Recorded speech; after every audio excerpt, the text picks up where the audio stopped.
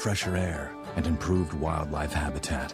From abundant fish and waterfowl populations to robust deer and elk herds, nothing is more important than maintaining wild spaces for adventurers to explore and wildlife to thrive.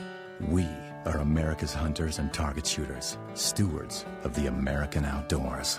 America's hunters and target shooters, along with firearm, ammunition, and archery manufacturers, have invested more than $46 billion to help state fish and wildlife agencies manage and protect wildlife and wildlands across America. For more information, visit outdoorstewards.org. When it comes to prescription medications, it's essential to apply safe practices to protect your health and safety. To avoid misuse and abuse, never share or borrow medication. Keep your prescriptions out of the wrong hands by storing them in a lockbox and disposing of medication properly. Finally, understand your prescription information. Don't be afraid to ask your pharmacist and doctor for help. And if buying prescriptions online, be sure to use VIPS accredited pharmacies. Learn more at awarerx.org, a public service from the National Association of Boards of Pharmacy Foundation. Hey, wouldn't it be great if life came with a remote control? You know, you could hit pause when you needed to, or hit rewind, like that time you knocked down that wasp's nest. Uh-oh. Well, life doesn't always give you time to change the outcome, but prediabetes does. With early diagnosis and a few healthy changes, you can stop prediabetes before it leads to type 2 diabetes. To learn your risk, take the 1-minute test today at doihaveprediabetes.org. Brought to you by the Ad Council and its prediabetes awareness partners. The thought of my sons growing up without me inspired me to quit smoking. I talked to my doctors, and then I threw away all my cigarettes, ashtrays, and lighters. I started exercising instead of smoking. Staying away from alcohol when I was first quitting was key. I kept on trying, learned something each time. Do whatever it takes. No matter how many times it takes. We did it, so can you. For free help, call 1-800-QUIT-NOW. A message from the U.S. Department of Health and Human Services and CDC. Laura, the guys really went to town on that leg of lamb. Yeah, thanks, Amy. I'm glad everyone enjoyed it. Something's wrong. I know you too well. Jim's company is cutting his salary, and he may even get laid off. He doesn't think we'll be able to afford the mortgage. Oh, Laura. If you think you may be in danger of foreclosure, call the National Foundation for Credit Counseling at 866-687-6322 or visit mortgagehelpnow.org. That's mortgagehelpnow.org. This has been a public service from the NFCC. All right, son. Time to put out this campfire. Dad, we learned about this in school. Oh, did you now? Okay. What's first? Smokey Bear said to. First drown it with a bucket of water, then stir it with a shovel. Wow, you sound just like him. Then he said. If it's still warm, then do it again. Where can I learn all this? It's all on SmokeyBear.com with other wildfire prevention tips, because only you can prevent wildfires. Brought to you by the USDA Forest Service, your state forester, and the Ad Council. We got out of Washington State, and I think a week after, state went on lockdown for COVID. So then when we transitioned to Texas, it was very much so like, what are we going to do now? Operation Homefront has allowed our family to make something of ourselves again in the world after the military. It's completely changed the way our life is. It took us from a hopeless situation, and now we're homeowners. We have a savings account. I'm the first one to own a home out of my siblings. Visit OperationHomefront.org to learn more. At the YMCA, finding your why starts by making an impact together, touching lives for the better. It can be the gift of time or treasure, supporting a community through talent without measure. Here, compassion fuels commitment, finding fulfillment through enrichment, serving and improving. What a way to live, and what a gift it is to give. Find your why and get involved today at ymca.org for a better us. 1230 AM, WDBZ, Cincinnati, an Urban One station. Listen online on thebuzzcincy.com. We are 1230 The Buzz, the home of the Lincoln Ware Show. The man charged in last week's deadly shooting at Carter Lumber in Mason appeared in court Monday. 34-year-old David Cohen is accused of killing 29-year-old Carter employee Vincent Stotzel. Cohen pled not guilty to a charge of aggravated murder and waived his right to a preliminary hearing. Charges are being filed against a Brown County cardiologist accused of sexual misconduct. He is accused of being inappropriate with patients during exams. He was arrested yesterday on charges including rape, sexual battery, and gross sexual imposition. A man suspected in a 16-year-old West Price Hill rape case has been arrested. The crime happened in April of 2010 at a location on West 8th Street. The victim told police at the time that she had been raped at gunpoint, but no suspect was identified. Recent DNA testing has led to charges and an indictment of 36-year-old Robert Malone Jr. Malone is now in custody on charges including kidnapping and rape. Monday's scheduled contest between the Reds and Guardians in Cincinnati was postponed due to rain. The game will be made up as part of a doubleheader. I'm Heather Pasco, and 1230 The Buzz. The views and opinions expressed in this program are those of the host and guests and do not necessarily reflect the views of Urban One Incorporated, Radio One, or any of its subsidiary companies. The Lincoln Ware Show is on. In 3, 2, 1. Now. Right now.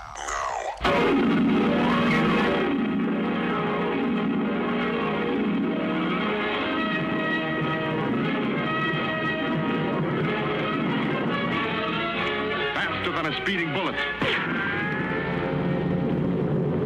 More powerful than a locomotive. Able to leap tall buildings at a single bound. Look, up in the sky, it's a bird. It's a plane. Lincoln, Bobingan, Bonana, Pineapple, Bingan, Feed, Fine, Momingan, Lincoln. They say this cat Lincoln is a bad mother. We're just talking about Lincoln.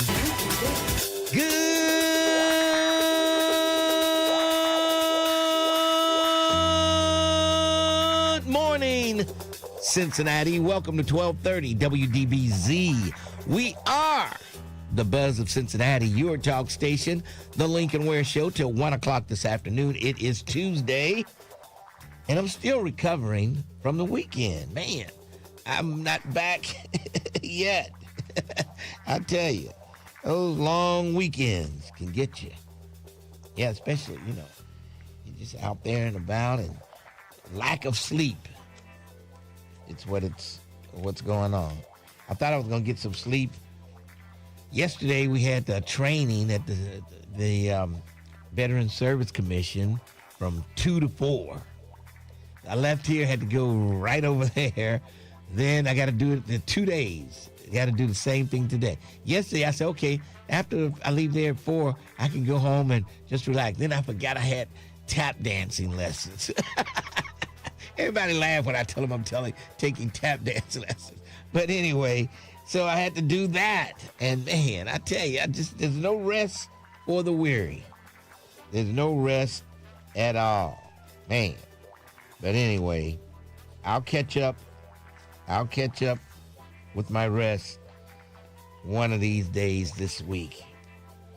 Mitch McConnell's office released a new photo of the senator amid health questions. Everybody's wondering, what's up with Mitch. And I tell you, it does look like the photos are AI. I will admit, the first one and this one. The funeral ceremony for Lindsey Graham is underway.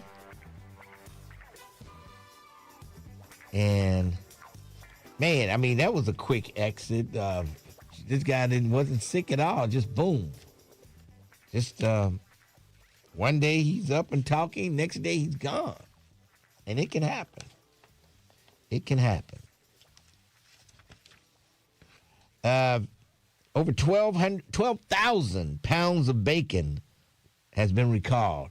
Believe me, I checked to find out the brand of the bacon, and I'm safe. It wasn't Wright bacon. It was Maple Leaf. Maple Leaf Foods recalled over 12,000 pounds of bacon imported to the United States from Canada. Yeah. No bread, no water, just meat. And it mainly was due to an import violation. And so, yeah, that's some other stuff. But then I kept looking, and I saw where over 1.6 million dozen of eggs have been recalled. And some of them the recalled eggs were sold in Kroger stores in Texas and Louisiana, but none here in Ohio. So I dodged another bullet and messing with my bacon and eggs. These were uncaged chickens. You know how these chickens are uncaged. They, walk around. And so anyway, I dodged 2 bullets there. We's free chickens. Right. The chickens are freer than Elijah. He's still in captivity, and the chickens are walking around free. Free as a bird. No pun intended. All right. Donald Trump, oh my God, what is he going to say next? He was in Michigan, and he told the auto workers there that he's done more for the auto workers than their parents. He said, I've done more for you than your parents. They did a good job, but I've done more for you. What? Yeah, I've done more for you than your parents, okay? He said, speaking at GM's automotive testing facility in Milford, Michigan. He said, your parents are good. I'm not going to knock your parents, but I have been better to you than your parents. I can tell you, they would probably agree with me. That's what he said. He said they would agree with him that he did more for them than they did. Oh, boy. I tell you, what do we have running this country? How did we get into this situation that we're in? Will somebody please tell me, how did we get into this situation? And now he has raised the White House lawn, the south lawn of the White House. That's been there for forever. Presidents always went to the south lawn. Well, now he's doing a helipad project on the south lawn, and they've taken it all up so that his helicopter, Marine One, can land on the south lawn. They messed it all up. Boy, if you saw pictures of it, you wouldn't believe it. Oh, it should be a law against him just tearing down the White House is pretty much what he's doing. And what's up with these Secret Service agents? The last week, it was a guy who was masturbating in the hotel hallway in front of this couple's room. He's masturbating. He was arrested. Now, and boy, Kappas. I'm glad these are not Omegas since they're in town this week, but the Kappas, they're in the spotlight. Another Secret Service agent, and I guess he's a Kappa, they were doing some hazing, and I thought they were over with hazing. Who's keeping track? What alumni are y'all keeping track of what these students are doing? What's up with the alumni of the Kappas? Y'all not paying enough attention to the hazing that's going on when these kids are trying to get in there, crossing over and everything. Y'all not paying enough attention. Listen to this news story, and Kappas, y'all got to do better. So a Secret Service agent is under house arrest tonight, facing criminal charges related to an alleged fraternity hazing ritual. Those allegations involve 2 pledges of the Kappa Alpha Psi fraternity at the University of Miami, one of whom nearly died. The alleged incident is a stain on the reputation of the Secret Service, another one in recent months. And Randy Kay joins us from Florida tonight. Randy, what more have you learned about what happened here? Such disturbing details, John. We're getting all of this information from a search warrant and an arrest warrant that I was able to get from the state attorney's office in Miami today. The pledges were beaten after failing to answer questions correctly about the history of their fraternity. So if they got the question wrong, they were repeatedly beaten with paddles and canes. Now, the beatings only stopped after one of the pledges noticed that he was bleeding through his underwear and his clothing. These beatings took place allegedly in several different locations around Miami. One victim later Pinder began to get nauseous. He had a fever. He had to admit himself to the hospital. And we understand that he underwent skin grafts because of the injuries on his buttocks. And according to authorities, he nearly died. They said that if he hadn't gone into the hospital, he would have died from kidney failure. And another pledge, John, who was allegedly involved in this, also ended up in the hospital, intubated in order to get critical care. And we also know that the paddles, according to this arrest warrant, were wrapped in electrical tape, and they had 2 words on them, John. Those words were kaboom and kapow. So, Randy, and all 3 men have been arrested, including the Secret Service agent we mentioned earlier. What more do we know about him? He's a 29-year-old Secret Service agent based in Miami here. His name is Marquez Pinder. He is facing a number of charges, John, including attempted manslaughter with a deadly weapon, aggravated battery with a deadly weapon, or causing great bodily harm.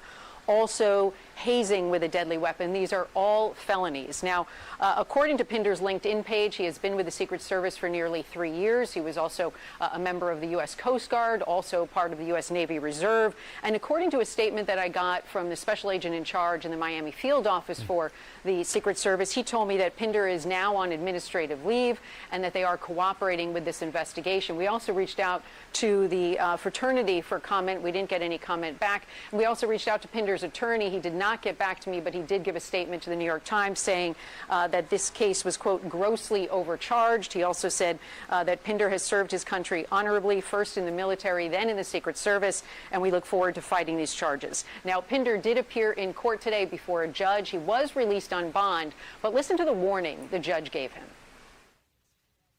Stay away from the alleged victims whose initials are SR and CG. No contact with these victims, alleged victims, either directly, indirectly, in person, in writing, by telephone, or through third parties. Stay at least 500 feet away from their home, school, and place of employment at all times. Do you understand the stay away order, sir? Yes, ma'am. Okay, thank you.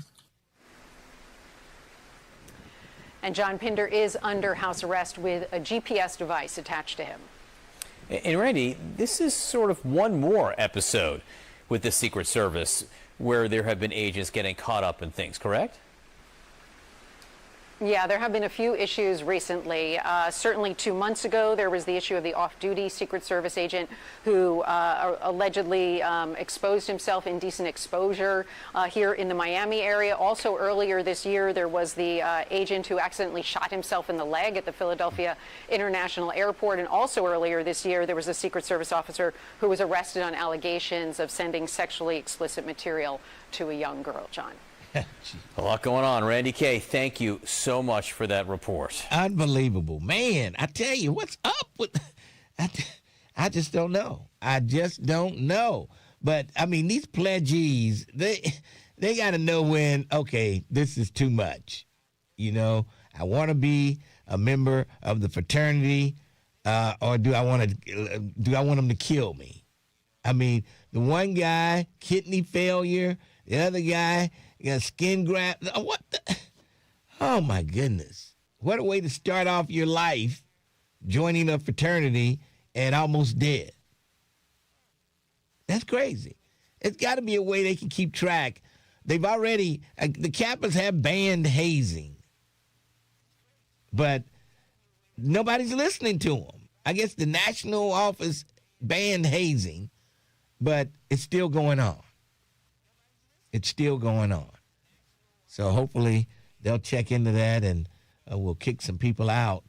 And because this stuff can't, I mean, you can't let parents send their kids off to school, joining a fraternity, and then this happens. They're almost dead because of hazing. Man, that Secret Service agent had some serious issues going on. Maybe he was abused as a child or something.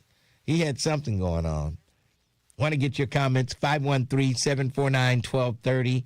And if we have any folks, young folks, 20, 25, that you might be listening, I'd love to hear from you and what you think about that at 513-749-1230. We'll move you up the list and get you right on so you don't have to hold long, since you would probably be a first-time caller. And we will definitely move you up the list. But I want to hear from some college students that went through some hazing. And did anybody quit and say, I'm not doing this? before they, were hurt seriously. They make you drink the liquor and you almost die with that. What's wrong with these folks? I don't know. Maybe you can enlighten me, but, why are you taking the risk of your life to become a fraternity member?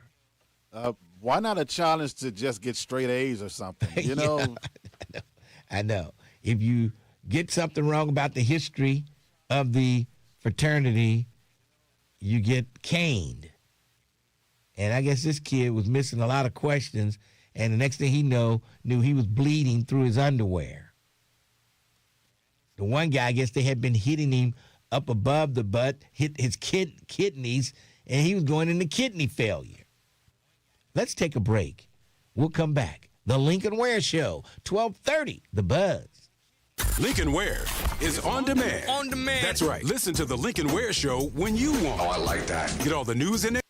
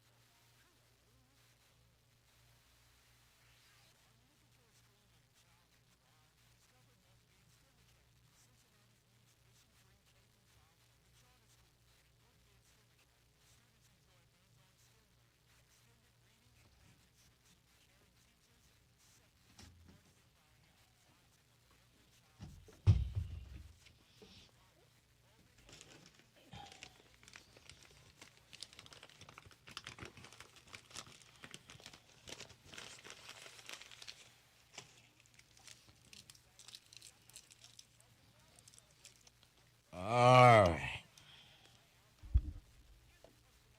What's up, folks? How y'all doing?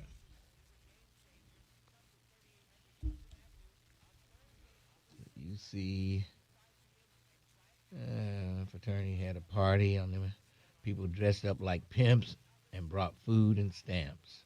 Oh, my God. Oh, that was Tim. Why did I read that? What's up, James Muhammad? Assalamu alaikum, my brother.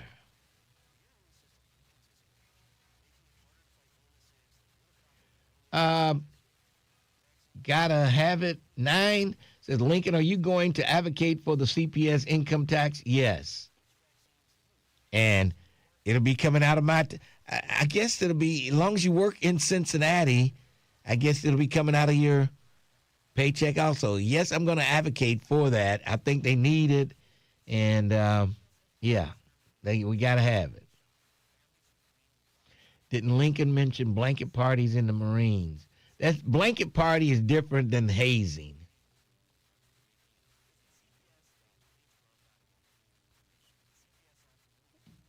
Blanket party has nothing to do with a hazing.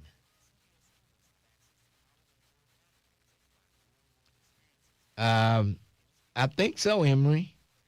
I think we'll have some people from the Omegas in here this week, Emery. Alaikum assalam, James Muhammad.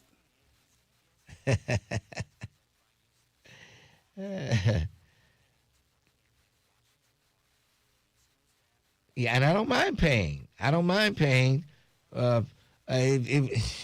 What's it going to be, $15 a week when you break it down? $15 a week? So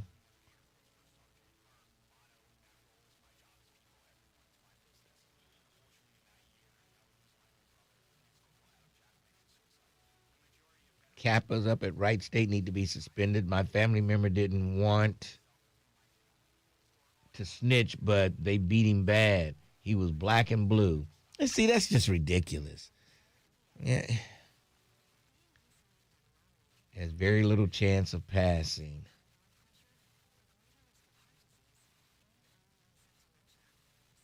We got a celebrity checking in about the hazing. Okay. J-Doe.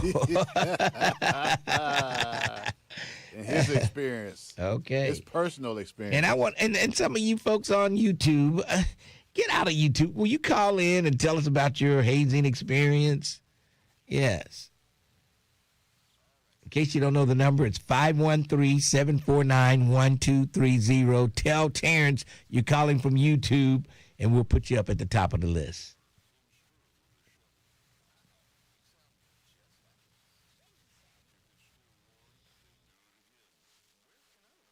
Brought to you by the USDA Forest Service, your state forester, and the Ad Council. 1230 WDBZ, The Buzz, your official talk station. It is official, you understand me? Hit me. Fellas, I'm about to grab and do my thing. 1230 WDBZ. That just sounds like some James Brown stuff. Lincoln Ware with you on a Tuesday morning. And let's go downtown to the Crime Stopper headquarters and check in with my good friend, Detective Tiffany Green. And I know if they did any hate, women have more sense than men. They're not going to do women like these guys in these fraternities do. How you doing today? I'm good. Good morning, Lincoln. How are you? I'm hanging in there. So did you get hazed? Did you get hazed? Absolutely not. Oh, okay. Okay. So how do you do? What if they say, well, you got to go through this? I mean, how do you say, no, I'm not doing it and still get in? No. No comment? That's a loaded question. Okay. Lincoln, and we can talk offline, but absolutely, as a individual, do not condone hazing.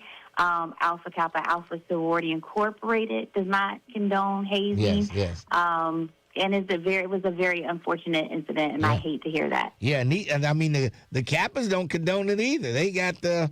They don't. They do not. But it still happens, and it happens more often than not. So I don't know. How do you stop it? There's got to be a way they can stop this stuff, but I don't know. So who are we looking for today? Cincinnati Police District 2 is looking for Shannon Ruff. Mr. Ruff is wanted for felonious assault. On July 22nd of 2026, during a verbal altercation, Mr. Ruff pointed a handgun at the victim and fired one shot in an attempt to cause serious physical harm to the victim. Shannon Ruff is a black male. He's 25 years old. He's 6'3" and 140 pounds.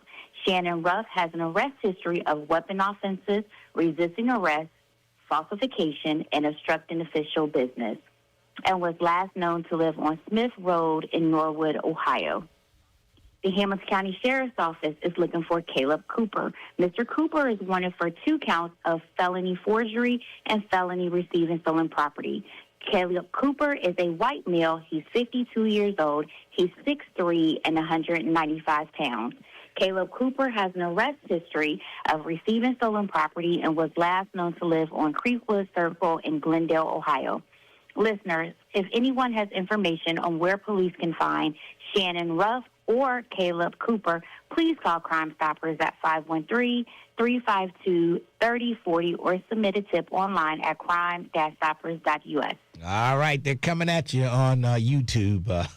Detective Green. Somebody said she is lying. And then somebody said, AKA is guilty too. So I don't know. I don't know what to say. Anyway, you're awfully quiet over there. We'll talk to you. All right, YouTubers. Okay. We'll talk to you tomorrow. We'll talk to you tomorrow. You have a great day. All right, that's Detective Tiffany Green. And y'all leave her alone there. Talking about she's lying. AKAs are guilty too. Okay. Yeah. but it's got to be a way when they have this stuff in their bylaws. There's no hazing, and they still doing it. I don't know what to say. Jado, how you doing? What's up? What's going on? Hanging in there. So you were hazed, and what happened? What fraternity? I'm not gonna say the fraternity or the school. Okay. All right. I'm gonna just say it was a band fraternity. Yeah. And we got whooped for 6 months straight. That's crazy. And but it wasn't only just, getting whooped. There was other stuff. Like they would play mind games with you, and you had to follow certain rules. Like you couldn't talk to girls, or you couldn't get caught talking to girls.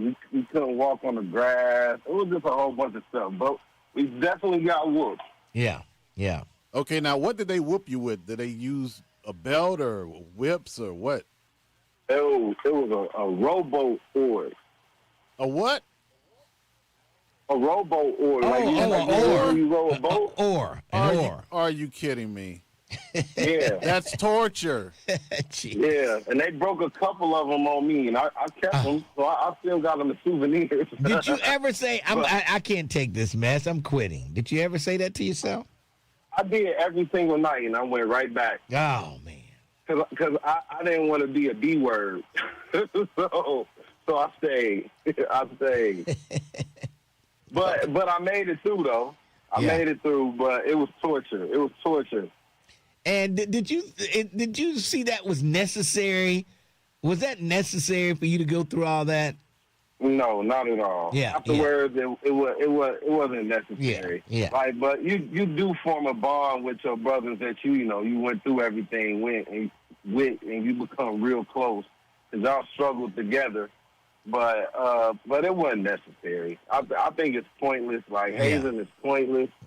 It's stupid to me. But when you young, it's like you willing to do it. Yeah. Well, those two boys that's in the hospital now down in Florida, I'm sure they're saying that, well, one of them he's incubated. He can't even. They got him in a coma. That's a sad story. That's crazy. That is absolutely insane. Now, Jado, did you have your turn at hazing the newer guys that came in? No, I didn't. I didn't participate in that. Okay. Because I was traumatized by the whole situation. Yeah. So I couldn't witness seeing nobody else. Yeah. Like I knew it was happening. Right. But I couldn't watch it being done to somebody else. Yeah, that's just crazy. I mean, geez. All right, Jado, thank you for telling us about your experience. All right, appreciate it. Appreciate it. All right, that's Jado, and man, I don't know.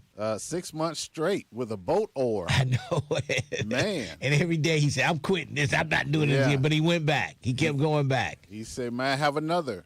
Jeez. But it created bonds and also bruises. Man, I don't know if I could do it, Mr. Ware. I don't know. Unbelievable. Lincoln, did you have hazing to become a Mason? All right.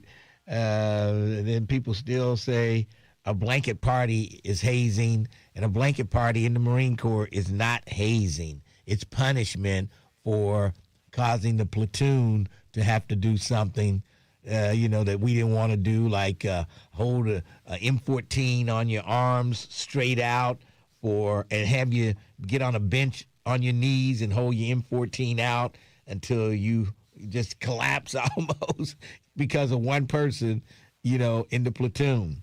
And so we just made that person pay for having us go through what we had to go through, and that's it. It was no hazing.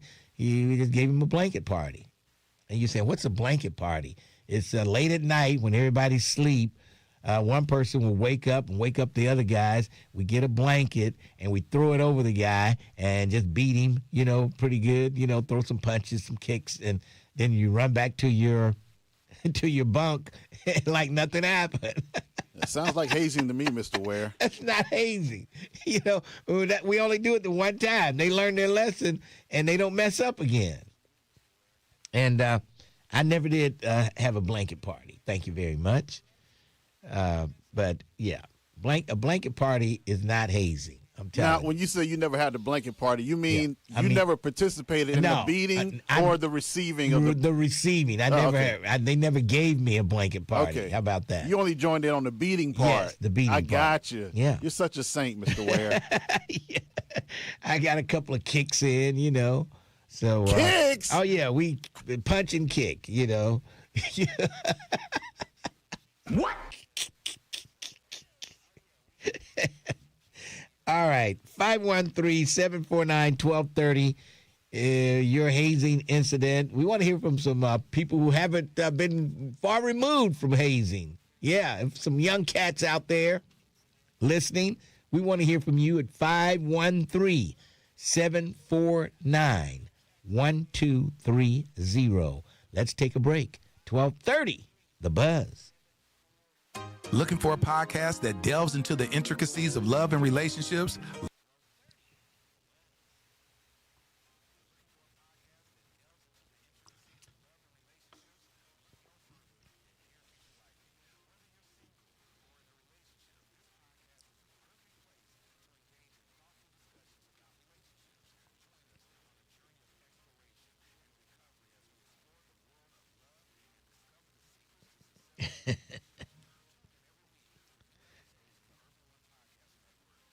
Somebody said you didn't do a blanket party, you just pillow talk.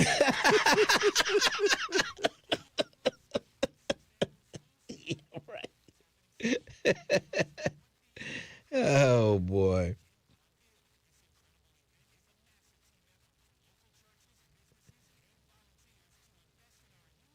Yep.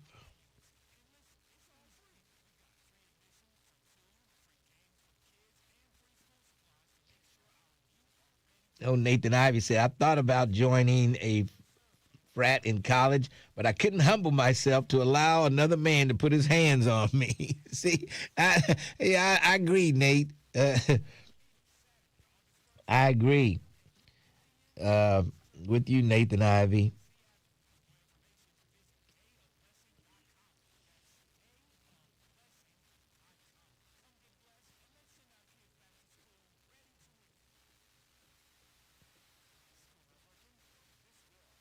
And I can't tell you what I had to go through as a Mason. If I tell you, I have to kill you.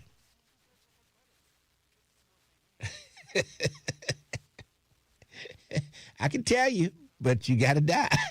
You know?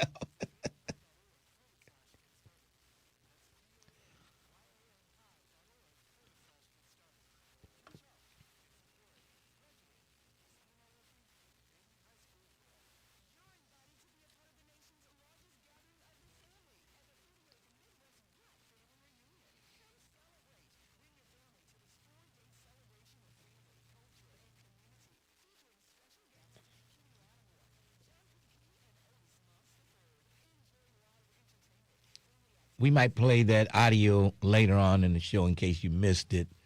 We played it right at the beginning. But it's a sad news story to hear. And it was done by a Secret Service agent. That's just crazy.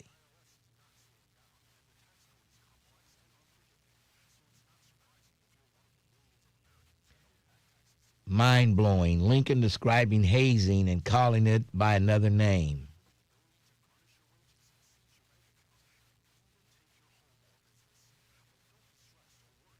If there's any other Marines out there that have ever witnessed a blanket party, will you tell these folks a blanket party is not hazing? You know, we don't do this for you to get to become a Marine. We do this for you to act like a Marine. You know what I mean? You got to be on point.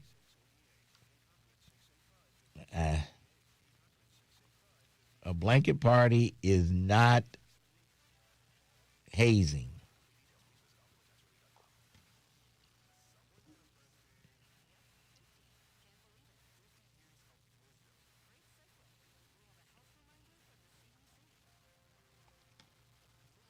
Nathan Ivey said it was hazing, Link. that was punishing someone for making a mistake. You know, we teach you that if you make a mistake on the battlefield, you could cause a whole platoon their lives. And so this is a teaching moment saying your mistake could hurt everybody, which it did. We had to do extra stuff because of your mistake. Learn that you can't make mistakes on the battlefield because it could cause lives. It's just a teaching moment. A teaching moment, not hazing.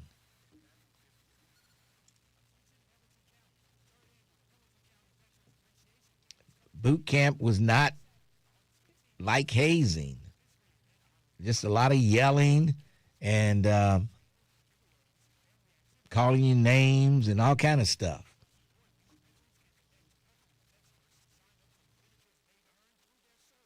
Voice to the community. We are the Buzz of Cincinnati, your talk station. 1230 WDBZ, the Buzz of Cincinnati, your talk station. And I like Darnell Hunter on YouTube. He says, a blanket party is basically to tighten up a particular Marine who was a screw-up. That's it in a nutshell. Thank you, Darnell Hunter. That's it. It's not hazing. It is not hazing. I don't know why y'all trying to make that hazing. You know? What is the definition? What is the definition of hazing? Yeah. It's humiliating. It's part of a program of rigorous physical training and initiation. A blanket party is not initiation. We're not, like I say, it's different. Hazing is something totally different. All right, let's find out what's going on here. Let's go to Shelby. Shelby, how are you? Hey, what's up, Brother Lincoln? How you doing, man? Pretty good, Shelby. Hey, I'm calling from Louisiana, and when I was in Beijing, China, Kevin was on. And someone challenged me in the YouTube chat to call in. So I called in from Beijing, China. Yeah, I remember when you were there. You were a fast talker. You still talking fast. Now, I'm going to slow down a little bit because I just wanted to respect other callers. Mm-hmm. Now, it seemed like some people got upset because I mentioned to Kevin that I had a Bachelor of Science, Masters, and PhDs in engineering, computer science. Yes. And I work for that, so I earn it. So I got the right to tell people that I got it. Yes. Now, Brother Lincoln, I'm a protege of Brother Steve Coakley. You remember him? Oh, yeah. He's been on this show many that's why times. I study. That's why I study a lot. Now, he would call in and tell you what books to read, right? Remember that? Yes. And in his honor, I'm going to call you to tell you you should read a book entitled Black Greek 101. Black Greek 101. Black Greek 101. Okay. Now, it's by Dr. Walter M. Kimbrough. In the back of the book, he documents hazing from 1989 to 2001. And what did he say? Man, these people he says you cannot stop these people from hazing. Although you got it on the book, even, I don't know if you remember the cover of a magazine a few years ago, they drowned 2 AKAs it was Long Beach, Riverside, California. Mm-hmm. They drowned them in the water, man. I don't know if you remember that. Not really, but they were AK. Now, well, see, what's up with the? Normally, it's the Omega Psi-Phi doing that stuff like that. All of them. But all of them. But it's none of them exist. The AKAs seem like they're in the news more often than not on stuff like this. And as a member, I mean, not the alphas. Yes, go ahead. Yeah, Lincoln. When I was an undergraduate, I was a pretty good student because I didn't hang out in the student union. I went to the library. Yes. So the alphas invited me to one of their intake meetings. Yes. And I never joined. I got up and walked out of there. Yeah. Now, Lincoln, one more thing, then I'll hang up. I just want to be respectful of all the other callers. Go ahead. The alphas tell me that they started in 1906 and they were the first. Okay. That's not true. The Boule entitled, their organization is Sigma Pi Phi. They were May 15, 1904 in Philadelphia, Pennsylvania by 6 doctors and dentists. They started the Black Greek letter fraternity. Okay. That's the truth. I got their history book. I got it from where I wasn't supposed to get it from. So if anybody tell you that the Alphas were first, that's not true. The Boule Sigma Pi Phi was the first in May 15, 1904, Philadelphia. All right. Hey, thanks a lot for taking my call, Brother Lincoln. Shelby, keep listening down in New Orleans. Yes, Call sir. back again. I'm always listening. I enjoy talking to you, Shelby. Thank you, man. All Later. right. Okay, that's Shelby. I like Shelby. You know, he's a good, and Steve Coakley. He's a good friend of Steve Coakley. I remember the days of Brother Jay and Steve Coakley. I would always say they're joined together at the telephone because they both would always call in at the same time on being different cities. And every now and then, Steve Coakley would come into the station over at WCIN years ago. All right. Let's go to Ronald Dixon, then Gerald Prophet and Hannibal. Ron Dixon, how are you? Hey, good morning. Good morning. How you doing? I'm hanging in there. What's up? All right. Yeah, I pledged when I went to Central State, KK side honorary band fraternity. I crossed in 90 of February, and the hazing thing is gonna go down. You know, it's the saying that you ain't just gonna walk into my fraternity. Yeah. Now you ain't gotta pledge. You know, they have things called smokers. You got a right to deny or go ahead and go through with it. Now it ain't easy, you know, but it does build bonds and friendship with guys through years. Because, like I said, I crossed at 90, and every year, me and my brother. I don't know what kind of bond those two guys that are in the hospital going to form with this Secret Service agent after that hazing. They probably got carried away. You know, it'd be sometime alcohol involved and things like that. Yeah. But, you know, I mean, they kids. Kids make mistakes, you know, and it's just a choice if you want to do it or not. You know, like I said, the fraternity that I was in, if you've seen the movie, the one with Nick Cannon in it, Band, what is that called? Oh, it was like the Battle of the Bands, the HBCU bands. Yeah, in there, KK Psi. Yeah. That's the fraternity that I pledge. It's also Phi Mu Alpha. They're a band fraternity. And it's a thing. The guy that was doing it, the guy, the Secret Service agent, he's out of school. He's there protecting, with the organization that protects the president, and he's doing all this. So that's what's baffling to me.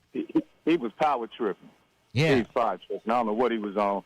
But also, when you pledge. Drumline was the name of that movie. Drumline. It's a thing. Yeah, Drumline. Yeah. It's a thing called grad chapter. And then you have guys that pledge. Yeah. It's always a little thing between that because when you pledge, you actually have to cross. Grand chapter is they take a test. Yeah. They don't go through what we go through. So it's a little rift between things like that too. But, for me, pledging the fraternity, I wouldn't change it for the world. I wouldn't do it again, knowing what I know now. Right. When we're being older. But once you get them letters on, man, it's like night and day. Yeah. Like night and day. So that was my experience. And, it paid my way to college. So, that band is cool. Yeah. Ain't nothing wrong with a fraternity. They just can't get carried away. Yeah, can't get carried away. And they seem... got some cats that want to be tough and get carried away, and that's when things happen. Yeah, I know. I don't know why they get carried away like that to hurt people the way they do. I don't know. All right. All right. Hey, Ronald Dixon, good talking to you. Call back, man, take care. Call back again sometime. All right. That was Ronald Dixon, and he says nothing like it. But he wouldn't do it again. Yeah, he wouldn't do it again. I don't know. Gerald Prophet, how are you? Hey, how you doing, Lincoln Ware? Pretty good. What's up? I pledge the Ohio State University Alpha Fraternity. Yes. Kappa chapter, and that means like it's a 10th letter chapter. Mm-hmm. Now, I crossed in 1982. And all these things they talk about hazing, I experienced it. You can ask me some questions, but I may tell you no comment. But I want to say this. It took me 1.5 years after being an alpha, and I was part of stopping it. I was president, vice president, and dean of pledgees when I was at Ohio State. Mm-hmm. And I can tell you as a college undergraduate, I took a lot of pressure from my fellow brothers, even the guys that crossed with me, from stopping this. And I really believe the reason why I was that way is because I felt like these are little brothers. I'm their big brother. How am I getting away with beating them? Yeah. So I was really adamant. And I actually believe it has to be, like I think you said it, a young man that joins these fraternities, all of them need to just leave. Because if you don't pledge, the fraternity dissolves itself. I was part of, closing chapters at different universities for hazing. So there's a lot of people out there that probably know me now, and they're saying, hey, he's right, because I had brothers come from other campuses. I used to actually what they call hide my pledges. Yeah. And they would actually get on me and say, what are you hiding for? Because you're not going to beat my people. Oh, man. Okay. You're not going to do this. Yeah. You're not. Yeah. And here's the thing I want to just joke about. We called our chapter Bloody K. Ohio University called their chapter the Death Chapter. Oh. This is how insane Jeez. that we are. Oh. And that should be over with by now. This is 2026. And you look at what black folks went through with slavery, with the whips and all kind of stuff. You know, it's like it's in our blood or something to do that stuff. I don't know. Yeah, it's crazy. It's crazy, but I'm going to tell you, also in the military, the Uniform Code of Military Justice, you definitely would be getting charged. You know that. Yeah. For that Oh, yeah. blanket party. Oh, yeah. I mean, and it happened. Well, everybody talk about hazing.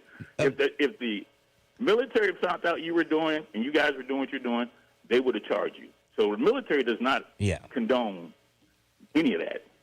Yeah, we didn't do it to a point. To stop it too. Well, hold on. When we had the blanket party, we didn't do it to a point where the guy couldn't go out and perform the next day. We just sent him a light message. Is that a charge? Uniform Code of Military Justice, what you were doing? Because you have been charged. I just don't think so. I don't think so. First of all, you know I'm telling you the truth. He wouldn't have been able to identify anybody. The lights were off. It was dark. They had a blanket over him. And when he knew anything, we were running back to the bunk. Tom Cruise had a movie about people like you in the Marines. So a whole episode of Court Case. Oh boy, now that was something different. Code Red. Yeah. You remember? Code Red. I remember. All right. So stop acting like you're innocent too. Gerald, thanks for your call. All right, I'm telling you, it was just quick, fast, and boom, and it was over.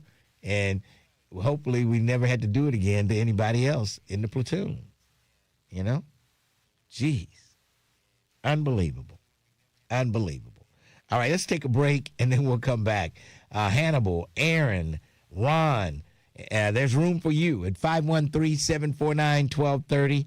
The way we got on this hazing thing, a guy, Kappa, Alpha Kappa Psi fraternity, Secret Service agent, I guess he was one of the graduate chapters, beat two kids. They end up in the hospital. One had to have a skin graft. The other one's got kidney damage. And, I mean, it's just the Secret Service agent has been arrested, and it was just crazy. And then the Kappas, they don't have anything to do with hazing. It's banned. They don't condone it or anything, but they're still doing it everywhere. That's what gets me. They're still doing it all over the chapters, but they don't condone it. But it's still happening. How does that work? Let's take a break. 12:30, The Buzz. 1230 The Buzz wants you to buy Black 513. Black Americans have over $1 trillion.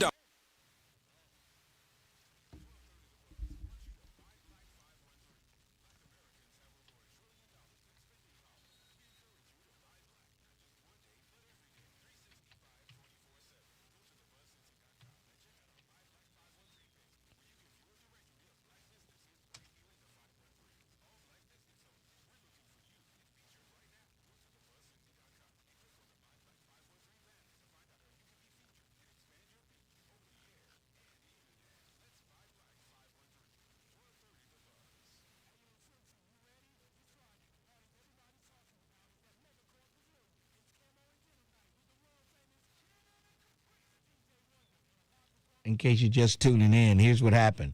3 men, including a U.S. Secret Service agent, were arrested and charged with felony offenses, including attempted manslaughter and hazing with a deadly weapon following a brutal initiation ritual in Miami.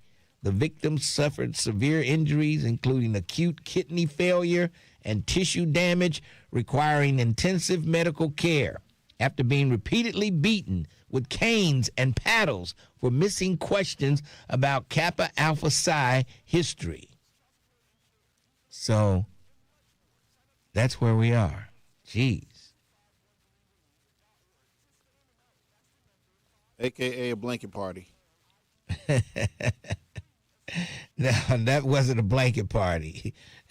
No one was charged with attempted murder. You know what I mean? I'm sure there was somebody in your, what do you call it, platoon or whatever? Yes. That wanted to hurt somebody real bad for messing up. I'm sure there was. Well, yeah, I mean, even though you wanted to hurt them real bad. Yeah, Linky, yeah, come on. Yeah. No. Admit the guilt. Hey. Admit it. We knew how far we could go. The blanket party was sufficient, let me tell you. There was malice in those licks. It was a malice. It was anger. Oh, boy. Folks need to be accepted, go to school for 2+ years and still be invisible. Gotta do something. Join a gang. Oh, boy.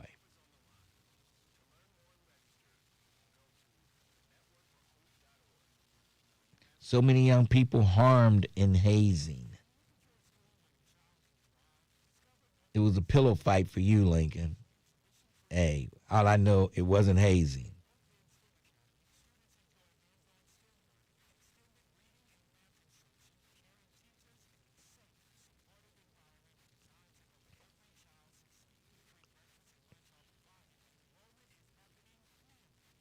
Right, the goat.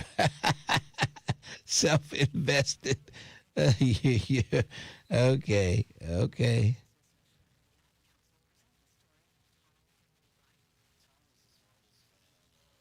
Lincoln was so mad he kicked the dude in the blanket. Well, it was hard to get in there. Everybody was in there punching, and I just stuck my leg in there and kicked a couple of times.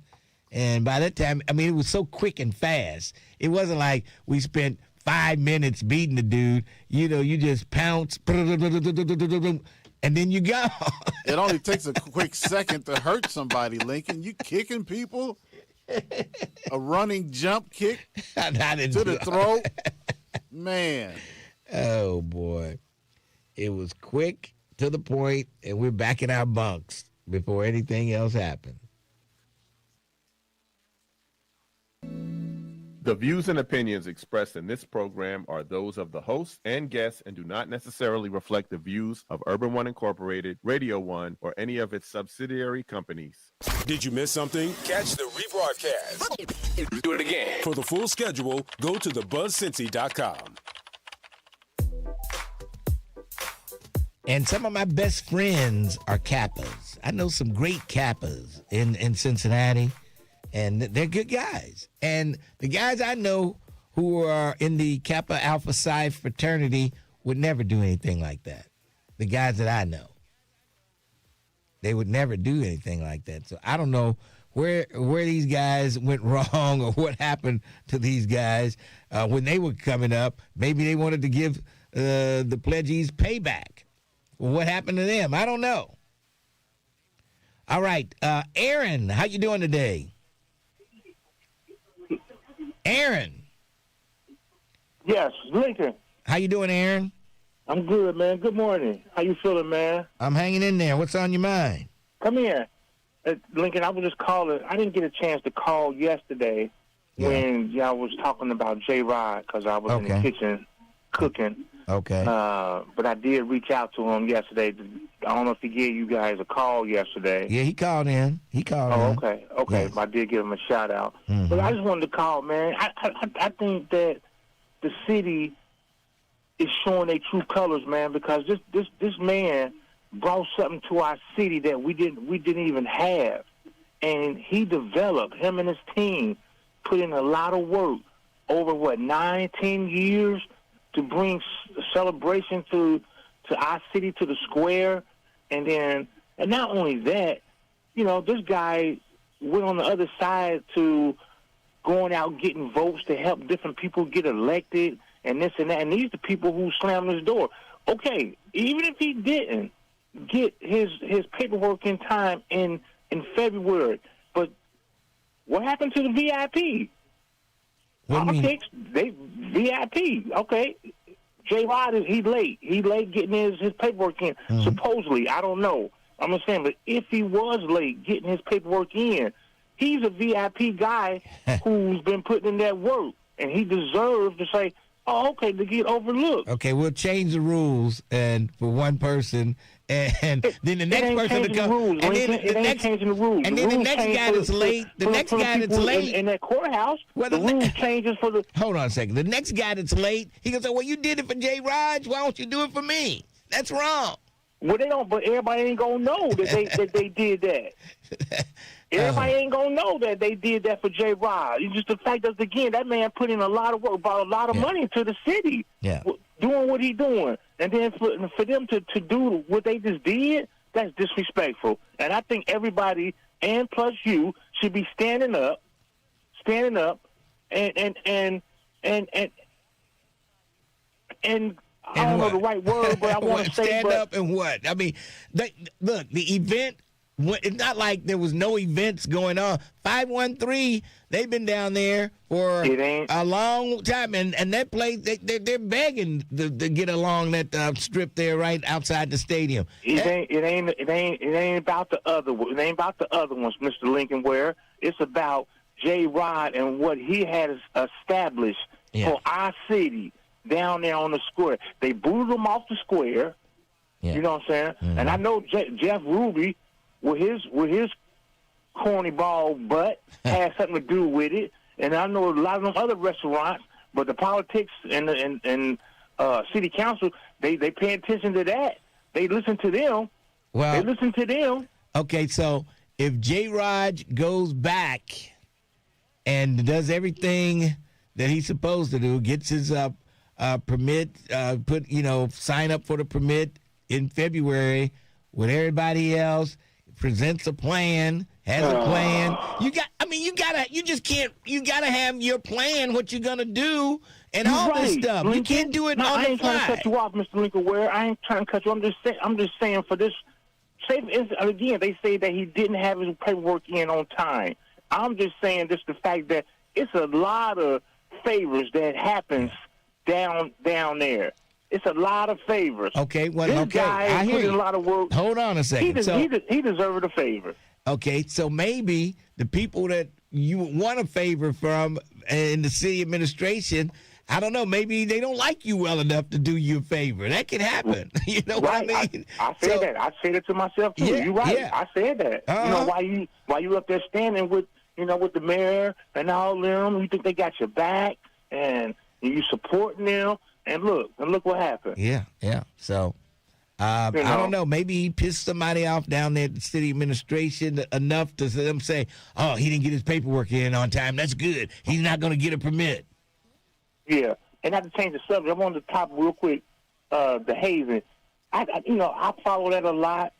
I never been part of that, but I just think that universities should literally just. They do. They got to just tone it down. It ain't got to be so brutal. You know, you ain't got to be brutal. I don't know why they make it so. I want to be part of this organization, or this sorority, or this frat. I don't know.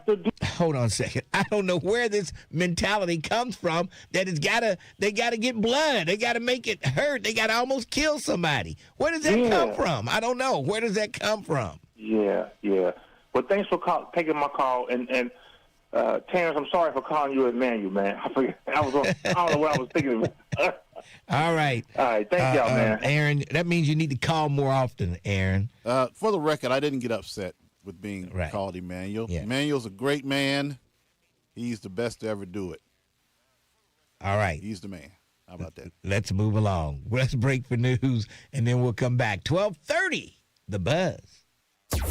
1230 AM, WDBZ, Cincinnati, an Urban One station. Listen online on thebuzzcincy.com. We are 1230 The Buzz, the home of the Lincoln Ware Show.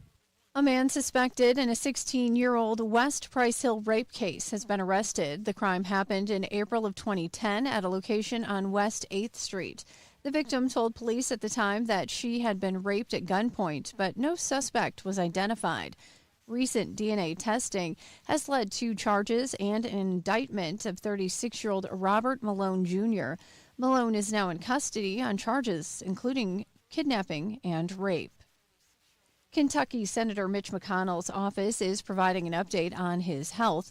In a Monday news release, McConnell said he is working hard to get back to his full schedule of work in the Senate and is keeping up with intense physical therapy per his doctor's orders. The release included a new photo of the senator and his wife, which was reportedly taken on Sunday. Monday's scheduled contest between the Reds and Guardians in Cincinnati was postponed due to rain. The game will be made up today as part of a doubleheader. The first pitch for Game 1 at Great American Ballpark is scheduled for 1:40. I'm Heather Pasco on 1230 The Buzz. The views and opinions expressed in this program are those of the host and guests and do not necessarily reflect the views of Urban One Incorporated, Radio One, or any of its subsidiary companies. You're listening to The Lincoln Ware Show. Unbelievable. On your talk and information station, 1230 The Buzz.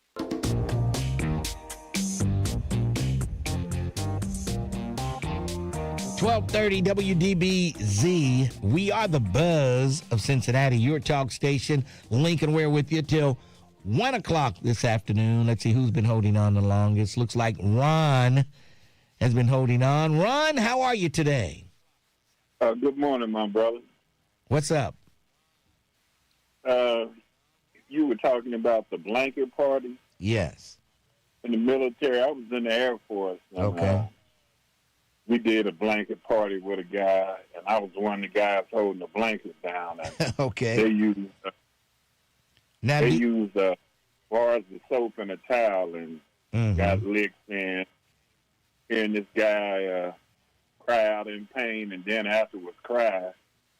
It always kind of haunted me because that was a bit much. You talking about a squad about 60 guys. Well, see, that's a bit much. I mean, I guess, let's see, I'm sure with our blanket party, it was no more than maybe 10 guys. We didn't have soap rolled up in a towel and stuff like that. We just threw a few punches and kicks, and that was it. Yeah, I mean, but it wasn't like folks. I mean, they got one or two hits in and kept it moving.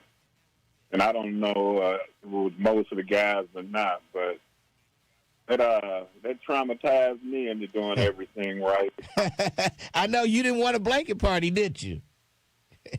Are you talking about 18 years old and scared of bait, and then after seeing that, I was kind of horrified. But it made you... mean, it served the purpose. Right, yeah. I think it scared a lot of us very straight. Yep. I mean, that's what that was the purpose of it.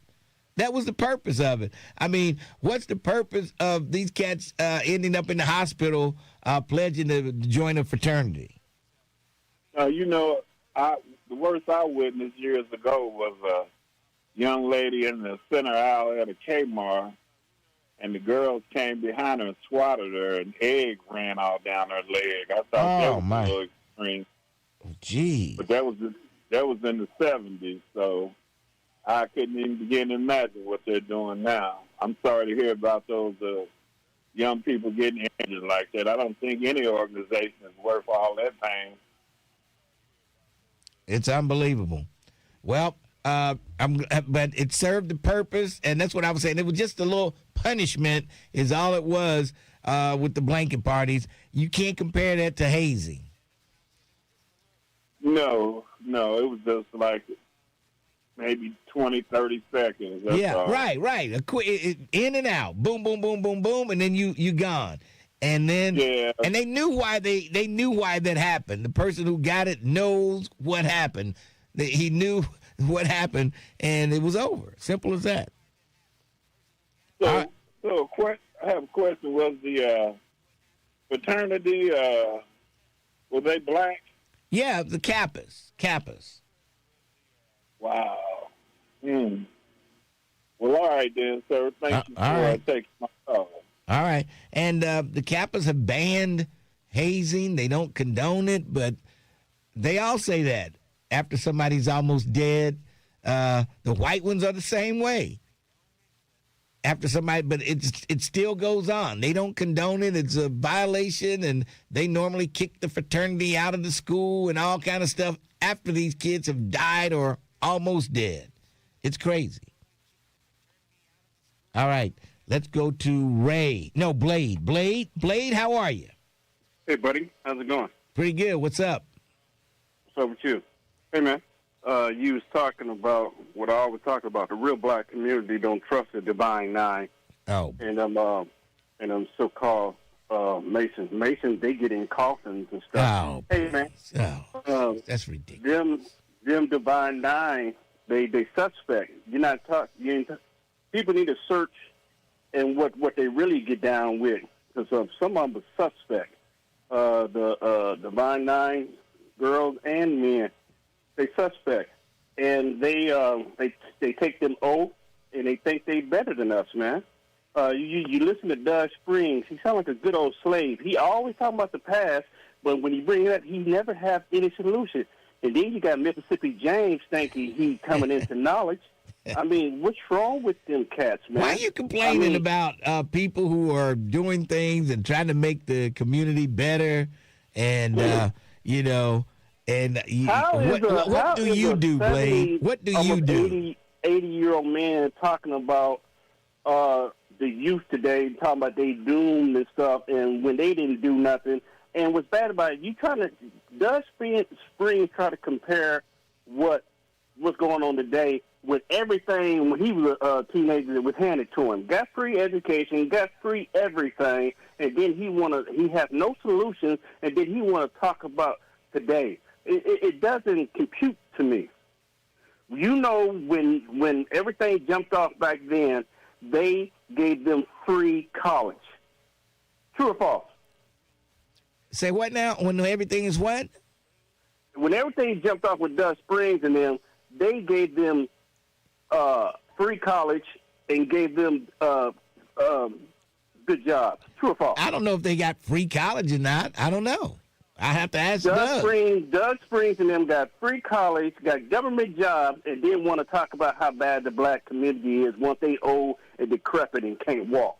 It makes me sick at the stomach. And the Divine Nine think they better than the black community. They move outside the black community and then, give you a couple of backpacks and talking about how bad the black community is. And, the word boule means gatekeepers. Oh, so ain't Divine, all of y'all, not you, because you didn't go all the way up to the what's called. Ain't they gatekeepers? And I doubt whether I don't think I would have pledged to be in a fraternity. I just don't think I would have done. Somebody else on there said they couldn't let another man put their hands on him. They wouldn't humble themselves to let another man beat them like that. And I don't think I could have gone through the hazing process. Y'all only talking about the surface. Y'all not talking about the real surface. How they really get down. Them oaths that they can't tell regular people. But them people, man, they think they better than the black community. They go back and matter of fact, they spy on the black community, go back and tell the white man what the black community is doing. And then, what they done to that one guy, if you piss them off, they got a little authority where they can take things from you. The black community leaders look at your city council and all of them and the people you had come on. They all are Divine Nine. Hey, peace out, bro. Thanks for your call. Unbelievable. All right, let's go to Ray. Ray, you're on the Lincoln Ware Show. How are you today? What's up, Lincoln B? Nothing much. Lincoln, let's go back to last Friday when you had Aldridge. Mm-hmm.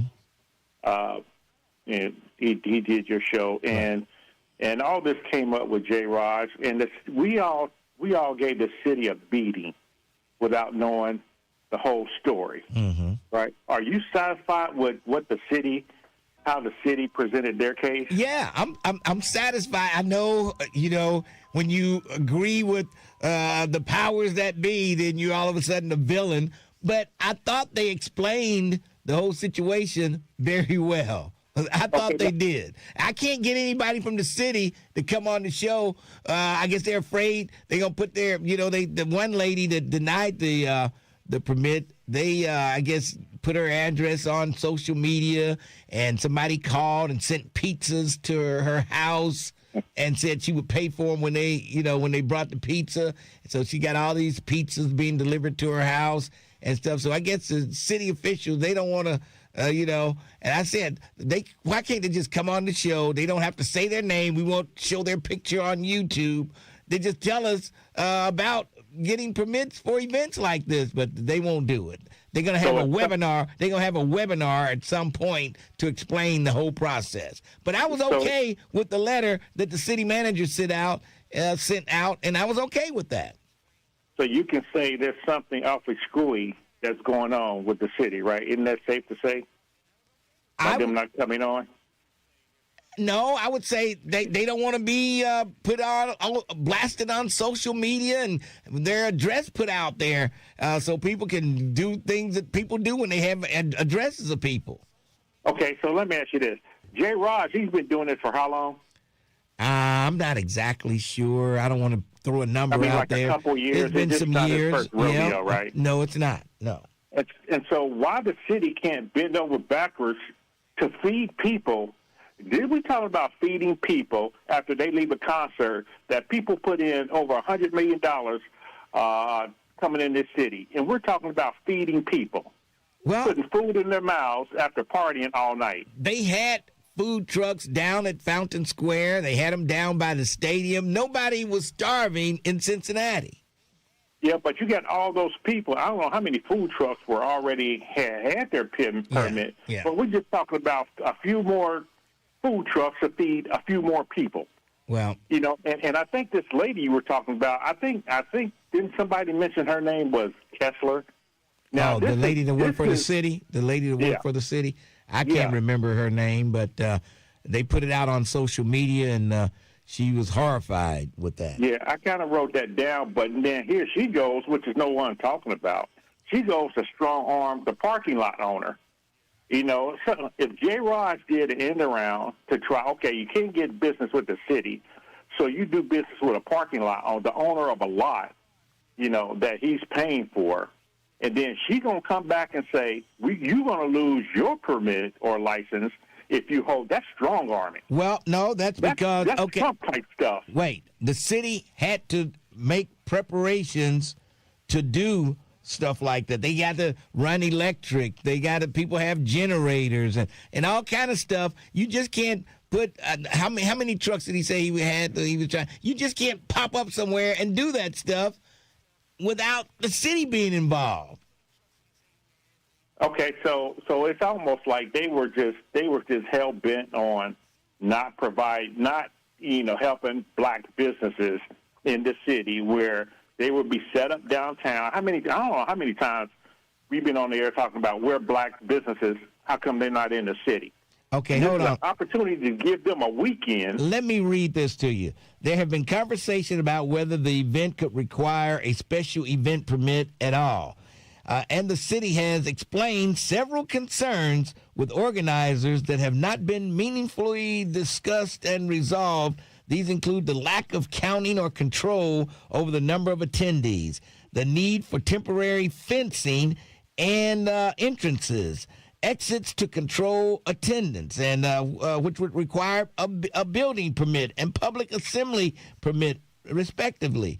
The use of generators must be inspected by the Inspections Bureau, a city vendor for electrical permits, lack of clarity about the event's plans for DJs, including electrical needs, and the possibility of a temporary stage. And the permit was for the parking lot owner, so you just couldn't ride in on his permit to do something like this.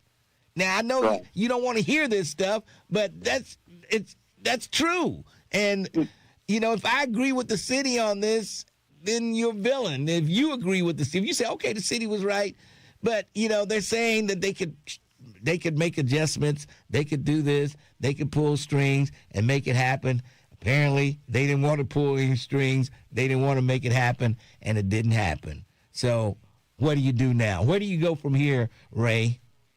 Well, I mean, I guess J. Raj has to start, a little earlier, get the permit earlier, and then do everything you need to do. But the city, like I said, they bend over backwards probably for a lot of white businesses and white vendors. And they say they do the same thing for Blink. Blink has to have their permits. All the people that participate in Blink, they have to have their permits in months ahead of time. Well, what about the Taste of Cincinnati? What about Oktoberfest?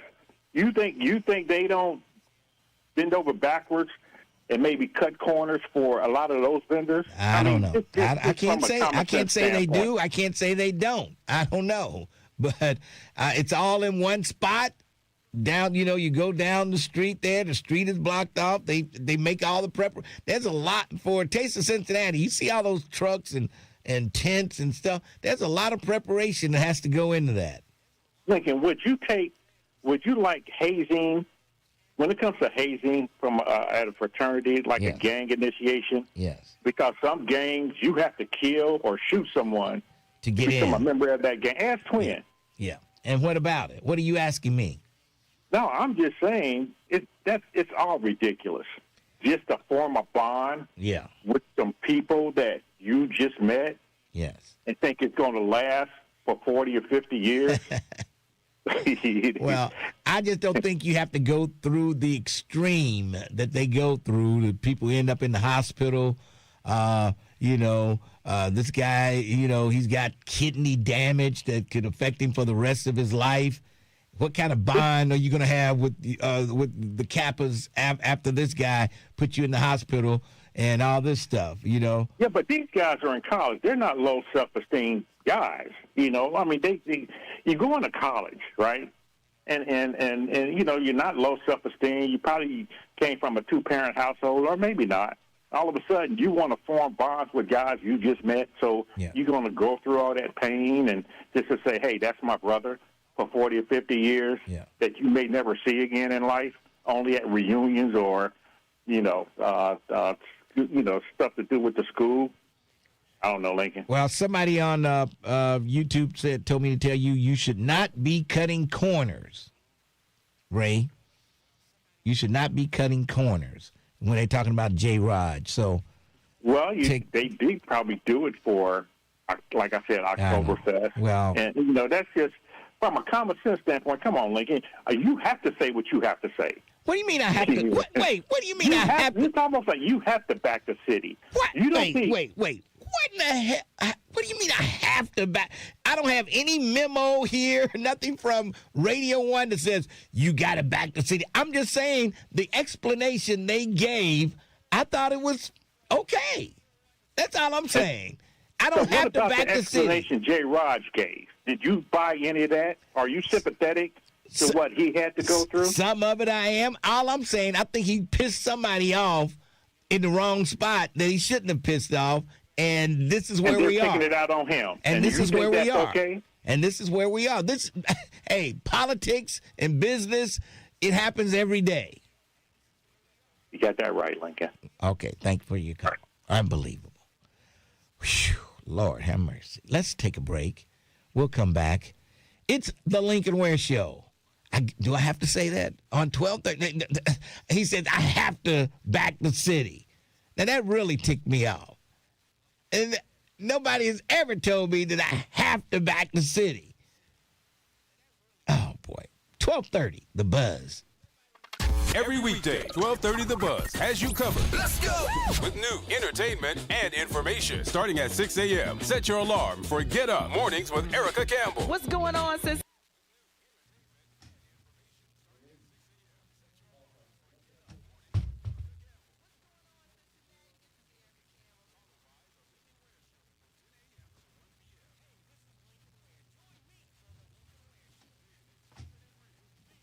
Oh, Greg Landsman.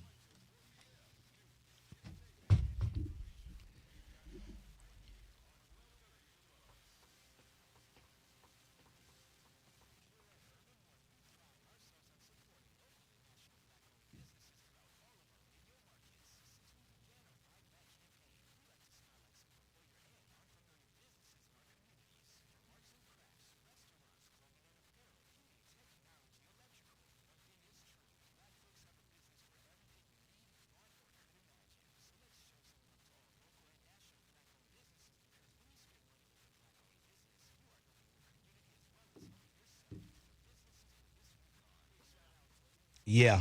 Well, he went to the bathroom. Here he comes. Here he comes.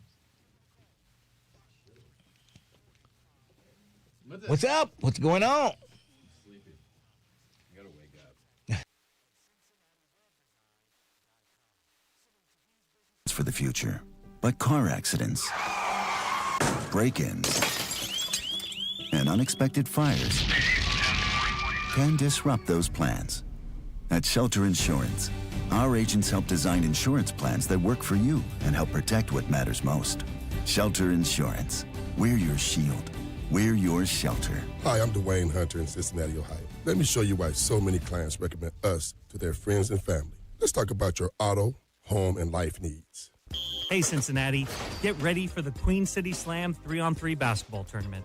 The City of Cincinnati, in partnership with the Cincinnati Recreation Commission, present the Queen City Slam, Saturday, August 8th at the Banks.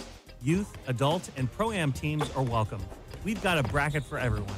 We're bringing the community together for an action-packed day of hoops and fun on Saturday, August 8th in front of the Freedom Center at the Banks. Don't miss out on the chance to be a part of Cincinnati's basketball legacy. Whether you're a rising star, a seasoned player, or just looking to showcase your skills, the Queen City Slam 3-on-3 basketball tournament is the event for you. Get your team together and visit queencityslam.com to register. Cincy youth teams play for free. Spaces are limited. Now's your chance to show Cincinnati what you've got. The Queen City Slam 3-on-3 basketball tournament is Saturday, August 8th at the Banks. Go to queencityslam.com to register. Game on. Summertime is here. By taking a few precautions, you and your family can stay safe all season long. Wear sunscreen with an SPF of at least 30 and reapply every 2 hours, or more often if you've been swimming or sweating. Wear lip balm with SPF, sunglasses and a hat for even more sun protection. When riding your bike, always wear a properly fitted helmet, bright clothing, reflectors and lights, especially in low light or at night. Do not walk distracted. Put away cell phones or take out earbuds so you're aware of your surroundings. Use sidewalks and marked crosswalks. Always supervise children when swimming, even those who are strong swimmers. Enroll kids in swim lessons and use a U.S. Coast Guard approved flotation device. Teach children that swimming in open water is different than swimming in a pool. Never leave a child unattended in a car. And always check the back seat when you leave the car. For more tips, visit CincinnatiChildren's.org and search for injury prevention. Hey, yo, Cincy, you ready? This Friday, the parties everybody's talking about is at Megacorp Pavilion. It's Camo and Denim Night with the world-famous Kid Capri, DJ Wonder, and a live performance by Pink Gator. One night, one stage, one unforgettable experience. Rock your freshest camo and cleanest denim, grab your crew, and get your tickets to the hottest party of the summer at ccparty26.com. Use code FRIENDSHIP for a discount. It's Camo and Denim Night with Kid Capri this Friday night at Megacorp Pavilion. Be there. Tickets at ccparty26.com. Council on Aging is celebrating 55 years of service to older adults, people with disabilities, and caregivers in our community. When you need help for yourself or an older loved one, contact Council on Aging for unbiased advice, information, and connection to community resources. Details at 513-721-1025 or online at help4seniors.org. That's help4seniors.org. Hey, are you looking for something new and exciting? Stop by the Comsey Health and Wellness Celebration on Thursday, August 6th, and try out our lotion. Hear the testimonials about how our product has worked for others. Comsey Lotion is a game changer. Come to 3800 Clifton Avenue on Thursday, August 6th from 10 a.m. to 5 p.m. and try out our natural product. Get a big discount on Comsey Lotion on Thursday, August 6th, 10 to 5. For more information, go to ComseyLotion.com. The voice of the community. We are 1230 AM The Buzz, your talk station. 1230 WDBZ, The Buzz of Cincinnati, your talk station. Jay Wright, Mike, hold on. We'll get to you a little bit later on. But in the studio with me, none other than Congressman Greg Landsman. Greg Landsman, what's going on in D.C.? You back for a few days, I guess? We're back for the August district work period where, and this was true at City Hall where, you get to the point where, people just need to go their separate ways. So we're home. I love being home. It's frustrating that we didn't get, or they just continue to pursue these hyper-partisan bills. So they're trying to figure out how to fund the government, but they won't work with us. They're trying to figure out how to deal with this Iran war, but they won't work with us. They're trying to figure out how to, strip away people's right to vote, with the SAVE Act. Obviously, we're not working with them on that. And so it's still, pretty chaotic and unproductive. It's very frustrating. Now, do they think Mitch McConnell, what do they say about Mitch McConnell? Is he really, really getting better? And are these pictures for real? Or what's going on with Mitch McConnell? I mean, I think the pictures are real. He's sitting up.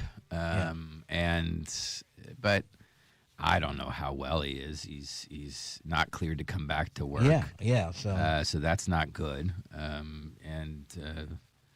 I saw him a couple of days before he was hospitalized. He didn't look great. He was being sort of walked into an event with somebody on both sides.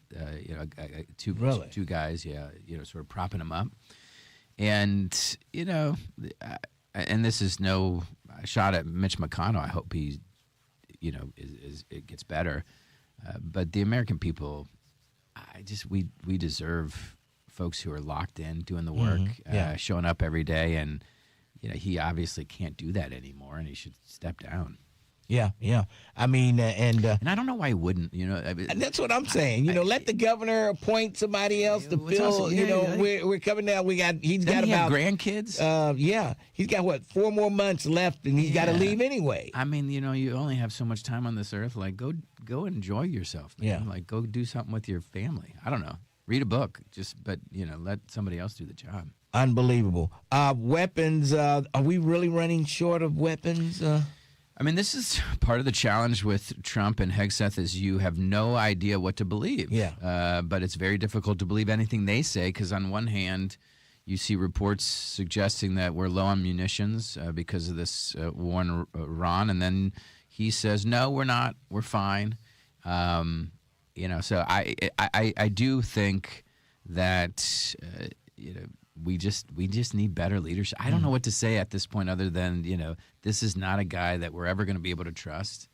And, it's very difficult to do anything meaningful without trust. He has, whatever trust he had with people is gone. It's absolutely gone.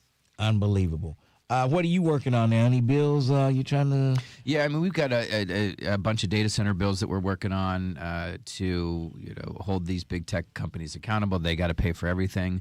No more NDAs. All of the environmental impact has to be, studied before they come in. So we're working really closely with folks in Wilmington around there, what they're trying to do, what they're dealing with. But the biggest issue with these data centers, in addition to the cost, they're getting tax cuts. I mean, these are billion-dollar companies that come in. They're the richest people, in the world, not just in the country. And instead of just coming in and paying for everything, they're getting tax cuts. They want the people to pay for their utility bills. It seems like. And they're doing it so secretively. I was up in Wilmington this weekend, and they're trying to figure out. Literally, they're huddling together. Democrats, Independents, Republicans. It's not a partisan issue. They're trying to figure out where the next big data center's coming in. No one will tell them. They voted for these people. They pay their salaries. And no one will tell them. And in part, it's, I guess, because of these NDAs. They're not allowed to talk about it. That is the most un-American. And in Ohio, we care deeply about our sunshine laws. I can't believe, it's all happening. So, like, we're trying to get as much federal, noise going as possible to protect our communities. Yeah. And make them, if they come in, they got to pay their way. They got to pay. They got to pay. They got to pay everything. Our bill's called Do No Harm Data Centers because they pay for everything. They clean up everything, and they do everything, publicly.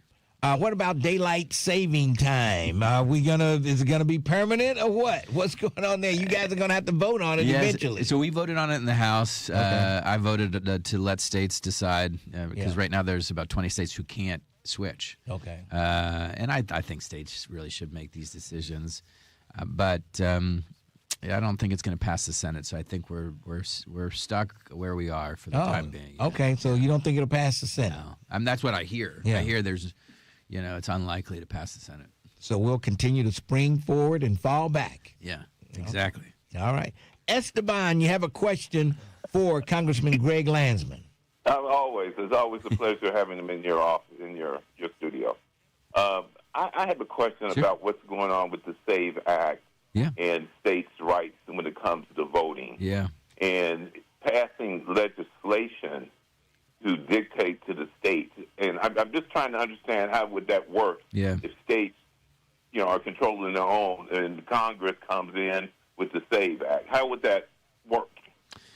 I mean, it's a great question. The Constitution says states, are in charge of running the elections, and that's worked. Obviously, we've had issues over the course of the, of time where states have, oppressed voters and made it harder for people to vote, and folks got the voting rights deal done in 1965 that required if you were gonna update your laws, you had to prove that you weren't disenfranchising anyone, which is great. Like you run the election, but you can't disenfranchise anyone. And the Supreme Court has gutted that, and now there's really no safeguards for voters. Not federally, and on top of that, the administration is trying to use, this issue of folks who aren't here legally voting, which doesn't happen. It's never happened here, for example, as a way of making it harder for folks that they don't want to vote. So, they don't like the mail-in voting because it's more and more people who don't vote for them. Congressman, I'm sorry. This is the question I'm really asking you. Oh, sorry. I'm sorry. The Senate approves this bill that's in, and it has some of that language from Trump's, I guess, his executive order. And I'm just trying to understand how would that be implemented. Sorry. I mean, the SAVE Act or the $10 billion that they've put aside for voter ID stuff. Do you both? No, I'm just talking about the SAVE Act because I'm concerned about the voting process and how this would affect that. It would be changes to how the states actually operate. That's actually my question. Yeah, sorry.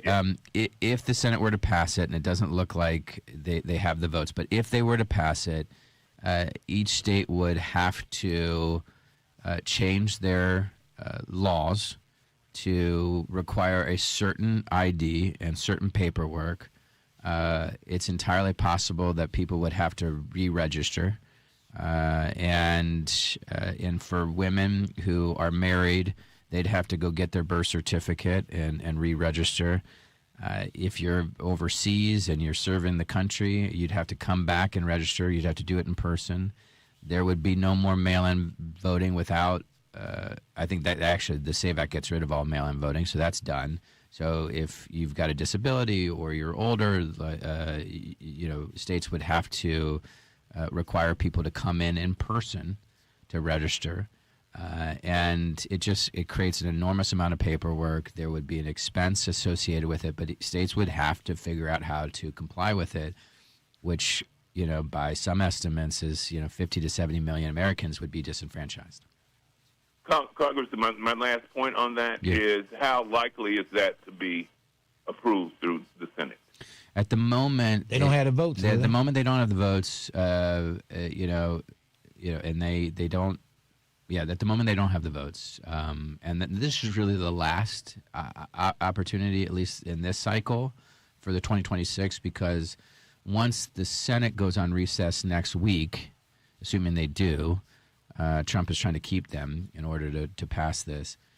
They're done until after Labor Day, at which point it would be almost impossible, even if they did pass it, for states to do anything until 2026. But they're going to keep doing this until they're out of power, meaning they're going to continue to try to find ways to stay in power by making it harder for people they don't want to vote to vote.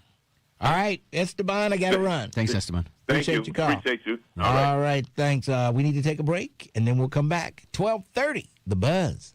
Cincinnati. Want to stay plugged in with 1230 The Buzz and get the inside scoop sent to your phone? From exclusive contests and cash giveaways to breaking news and can't miss events, we're keeping you connected all day long. Join the 1230 The Buzz text club right now by texting BUZZ to 23845. Get instant updates on local news, community events, special guests, hot topics, and chances to win prizes before anyone else. If it's happening in the city, you'll hear it from The Buzz first. Cash, contests, conversations, and community, all in the palm of your hand. Text BUZZ to 23845 and stay connected with the station bringing you real talk and real voices every single day. 1230 The Buzz, your talk station.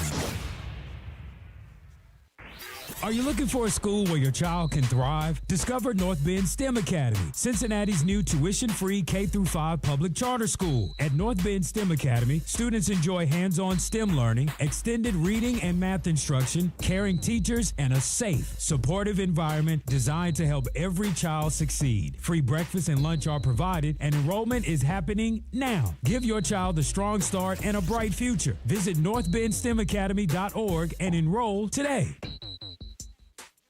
We are the keepers of the wild, America's original and most invested conservationists. For more than 80 years, we've been committed to conserving wildlife and the natural landscapes that define our nation. From rugged alpine ridgelines to peaceful tall grass prairies, we've supported the conservation of more than 36 of American wildlands. Our funding has led to cleaner water, fresher air, and improved wildlife habitat. From abundant fish and waterfowl populations to robust deer and elk herds, nothing is more important than maintaining wild spaces for adventurers to explore and wildlife to thrive. We are America's hunters and target shooters, stewards of the American outdoors. America's hunters and target shooters, along with firearm, ammunition, and archery manufacturers, have invested more than $46 billion to help state fish and wildlife agencies manage and protect wildlife and wildlands across America. For more information, visit outdoorstewards.org. Hey, wouldn't it be great if life came with a remote control? You know, you could hit pause when you needed to, or hit rewind, like that time you knocked down that wasp's nest. Uh-oh. Well, life doesn't always give you time to change the outcome, but prediabetes does. With early diagnosis and a few healthy changes, you can stop prediabetes before it leads to type 2 diabetes. To learn your risk, take the 1-minute test today at doihaveprediabetes.org. Brought to you by the Ad Council and its prediabetes awareness partners. The thought of my sons growing up without me inspired me to quit smoking. I talked to my doctors, and then I threw away all my cigarettes, ashtrays, and lighters. I started exercising instead of smoking. Staying away from alcohol when I was first quitting was key. I kept on trying, learned something each time. Do whatever it takes. No matter how many times it takes. We did it, so can you. For free help, call 1-800-QUIT-NOW. A message from the U.S. Department of Health and Human Services and CDC. Laura, the guys really went to town on that leg of lamb. Yeah, thanks, Amy. I'm glad everyone enjoyed it. Something's wrong. I know you too well. Jim's company is cutting his salary, and he may even get laid off. He doesn't think we'll be able to afford the mortgage. Oh, Laura. If you think you may be in danger of foreclosure, call the National Foundation for Credit Counseling at 866-687-6322 or visit mortgagehelpnow.org. That's mortgagehelpnow.org. This has been a public service from the NFCC. 1230 The Buzz. Streaming live on your computer. Log on to thebuzzcincy.com. 1230 WDBZ, The Buzz of Cincinnati, your talk station. Lincoln Ware with you. It's Tuesday. We've got Congressman Greg Landsman in the studio, and we're talking about some things. You say you're working on a bill that's going to try to reimburse, Cincinnati police, for one. When J.D. Vance comes to town, it takes a lot of police officers. Yeah, and they get reimbursed for a portion of their expense, but not everything. And so it's been going on for years, and we've got a bipartisan bill that would reimburse local law enforcement all over the country. So that they, one, get reimbursed for all their expenses, but two, that they're really in partnership with the Secret Service, and we keep these principals safe. I mean, that's a big part of it, as opposed to them just sort of hanging back or whatever it is. And if they're part of the agreement and they're getting reimbursed for all their expenses, I think, one, you're going to see better protection, even better protection than we have now. And then two, it's just more resources for our folks locally. So I'm, just need to get a hearing on it and get it passed. Now, are the far left people taking over the Democratic Party? You hear all this stuff. Are they taking over? I don't think so. They certainly have a big, a growing presence, and they get a lot of attention. But these are folks who are in what I would consider most of the time hyper blue areas, right? So like, most of the country's not hyper blue or hyper red. It's something in between, and most Americans, not all, but most Americans are still really bought into these core American values of fairness and equality and opportunity for all and rule of law. And I think anytime there's folks who pop up who are more extreme, either on the left or right, I don't think they last that long or are that compelling to the vast majority of Americans, because the vast majority of Americans still care about those core values where everyone gets to participate, and that there's real fairness, and that there's the rule of law and individual freedoms and those kinds of things. And so I think, both the far left and the far right butt into those, big values. All right, one final thing. Do you ever think we'll ever see peace? Do you think we'll ever see peace in the Middle East? Netanyahu was in town today. Fighting for his political life. I'm assuming most of this is just him trying to, he's got the election. Hopefully it's the last election in October. So he's, they're in the thick of their election, and there's a chance that he's not reelected or that he's out of power, and that will make a huge difference in terms of, ending the West Bank violence, getting to a real place of peace and the ability to rebuild in Gaza. So they need a new government. They got a far right government, and I don't like far right governments there. I don't like them here. I don't like them anywhere.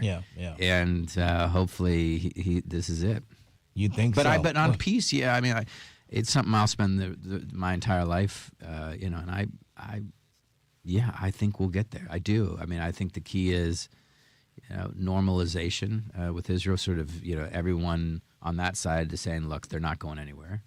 And then for Israel to say, okay, well, then we will invest in, the peace work in Gaza and Lebanon and the West Bank. And it does require that kind of coming together. But also, you're going to have a big-time leader. As a prime minister, and you're going to have a big-time U.S. president leader. And obviously we don't have that. We don't have that. Now, tell me this. Are you ready for the onslaught of commercials that's coming at you? I assume they're going to spend millions and millions of dollars. They went and, changed the district because they couldn't beat us, in the old district, though they tried. They spent so much money against us. And then, they redistrict, they changed it, further gerrymandering it, which is such an affront to voters. But I don't know. I'm not entirely sure that people buy these ads anymore. They know me. And, most people are like, oh, yeah, I don't agree with him on everything, but he's a good guy and he works hard and he cares. So they're coming after Amy Acton big time. So and Sharon, I just saw one of the ads. And they're coming after you, so I guess you'll be ready to fight them off. The thing that bothers me so much is how much money. It's too much money. And someone told me that Vivek has already spent $30 million. Like, what an absurd waste of money. I know. And how bad would he be for Ohio? I think it would be disastrous. If you're on Medicaid, he'd be a disaster. Like he doesn't believe in it, and look, he's just part of this group of people who think genuinely that if you have achieved enormous wealth, billions, as he and others have, you are better and should be in charge of everything. And that is not a liberal democracy. That's not democracy at all. that is something else, and it is bad for us because we do better when we make decisions for ourselves, not when somebody comes in and says, look, you're all going to get less because, you know, I'm in charge now and I want my friends who are super wealthy to get even more money. Yeah. That's the way they play the game. Yeah. All right, Greg Landsman, always great Thanks, talking to you, and you hold them down in D.C., and we'll see you the next time. All right, thanks. All right. Bye. That's Congressman Greg Landsman, and he'll probably be on a ballot near you in November. Yes. All right. Let's take a break, and we'll come back. 12:30, The Buzz. Bringing you the stories that go beyond the headlines. The Tavis Smiley Show. This is Tavis Smiley. Join him every weekday from 7 p.m. to 10 p.m. for impactful interviews, bold discussions, and the perspectives you won't hear anywhere else. The Tavis Smiley Show. Weeknights, 7 p.m. to 10 p.m. 12:30, The Buzz. If you owe money to the IRS, did you know they have the power to garnish your wages, levy your bank accounts, or even put a lien on your home or business? Scary stuff. But here's some good news. Optima Tax Relief can help end this nightmare. Optima specializes in real solutions and real relief by dealing with the IRS on your behalf. They're experts in taxpayer assistance programs that can save you thousands if you qualify. Optima is the #1 tax resolution firm in the country, and they've helped resolve over $3 billion in tax debt for people just like you. Their team of tax experts will fight to get you the best possible outcome. Don't wait any longer. Get the peace of mind you deserve. Call Optima now for a free consultation. Call 800-569-4435. 800-569-4435. 800-569-4435. Optima Tax Relief. Some restrictions apply. For complete details, please visit OptimaTaxRelief.com. When I hit my 50s, I felt like things were slowing down. This is Sandra's Metamucil story. I started taking Metamucil for digestion, but had no idea it would impact so much more. Not only did Metamucil help me feel more regular, but my heart health saw the benefits too. Metamucil, one simple routine, 4 health benefits. Digestive health starts here. Go to metamucil.com for more details. At the YMCA, finding your why starts by making an impact together, touching lives for the better. It can be the gift of time or treasure, supporting a community through talent without measure. Here, compassion fuels commitment, finding fulfillment through enrichment, serving and improving. What a way to live, and what a gift it is to give. Find your why and get involved today at ymca.org for a better us. I'm Chris Jakovic. I served in the United States Air Force and I deployed 3 times. So in 2017, I was serving as an Air Force First Sergeant. Our motto in that role is my job is people, everyone is my business. But unfortunately in that year, I would lose my own brother, Lance Corporal Adam Jakovic, to suicide. The majority of veteran suicides are from guns. I store my weapons securely, not only for myself, but for my family. Store all your guns securely. Help stop suicide. My service never stops. Brought to you by End Family Fire and the Ad Council. Being isolated and lonely can be harmful to your health, resulting in high blood pressure, a greater risk of heart disease, and early onset dementia. So it's important to build and maintain social connections. Try a new hobby, volunteer, exercise, or use your phone or other device to stay in touch. Visit connecttoeffect.org to find resources and ways to stay connected. Presented by AARP Foundation with support from United Healthcare. The views and opinions expressed in this program are those of the host and guests and do not necessarily reflect the views of Urban One Incorporated, Radio One, or any of its subsidiary companies. 1230 The Buzz, WDBZ, a Radio One station. 1230 WDBZ, The Buzz of Cincinnati, your talk station, the Lincoln Ware Show, till 1 o'clock this afternoon. Coming up at 1, Sharpton, Reverend Al Sharpton, keeping it real. Keeping it real. Want to tell you a little bit about my good friends over at the Jeff Weiler Used Car Mega Store. I'm telling you, they've got 9 different new car brands right there on one location. Then they've got the Used Car Mega Store that has over 400 cars right there on site. I'm telling you, you better hop on the highway, get off at Route 32, and head east on 32 till you get to the Jeff Weiler Used Car Mega Store. Guaranteed financing. Yeah, they'll get you finance no matter what your credit situation might be. They've got a car that'll fit your needs over there at the Used Car Mega Store. That's right. You can lease, you can finance, you can use cash. Cash is king, I'm telling you. Come on over, check us out, 513-943-5400. Write this number down, 513-943-5400. That's the number over at the Used Car Mega Store. Just call over there, ask for Willis or any of the other guys, and they'll hook you up. I'm telling you. Jeff Weiler, the Used Car Mega Store, over 400 used cars on site. Tell me what dealership anywhere in town you're going to find 400 used cars in one location. Yeah, Jeff Weiler, the Used Car Mega Store. Check them out today. All right, 513-749-1230. Lincoln Ware with you. Let's go to Ron Dula. Ron Dula, how are you? How come you and Greg they're scared to talk to me? How come you don't never let me talk to them no more? You talk to him every time he's come in here. I'm like, let me skip a time. No, I don't. Okay. You did that last All right. time, and you did that. Hold on. You didn't talk to him. Now, what else you got to say? Anything else worth listening to? Yeah. Okay. What? Yeah. A whole bunch.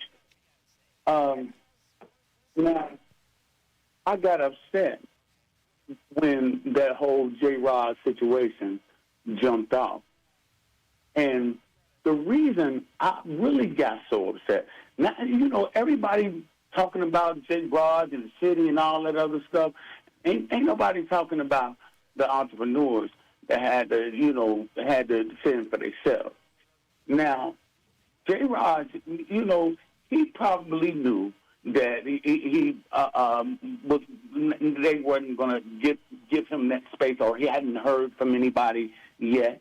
But he probably anticipated that, hey, they're gonna holler back, And I don't think J-Rod did anything malicious. He didn't do anything to try to beat them out their money. He just called in the favor. And they pushed him back, so it wasn't no thing. But the thing about it is, I was so upset because we keep looking. This is indicative of the way we be treated in Cincinnati. And the one thing that really got me irritated was the fact that now we coming up on a year, and that brawl, and Tracy Hunter stood up with them, and when they did they conferences, and Tracy Hunter stood up there and on Casey Smith's stage, and she asked the prosecutor, and the prosecutor said. What? That she had been done wrong. Okay. But wait.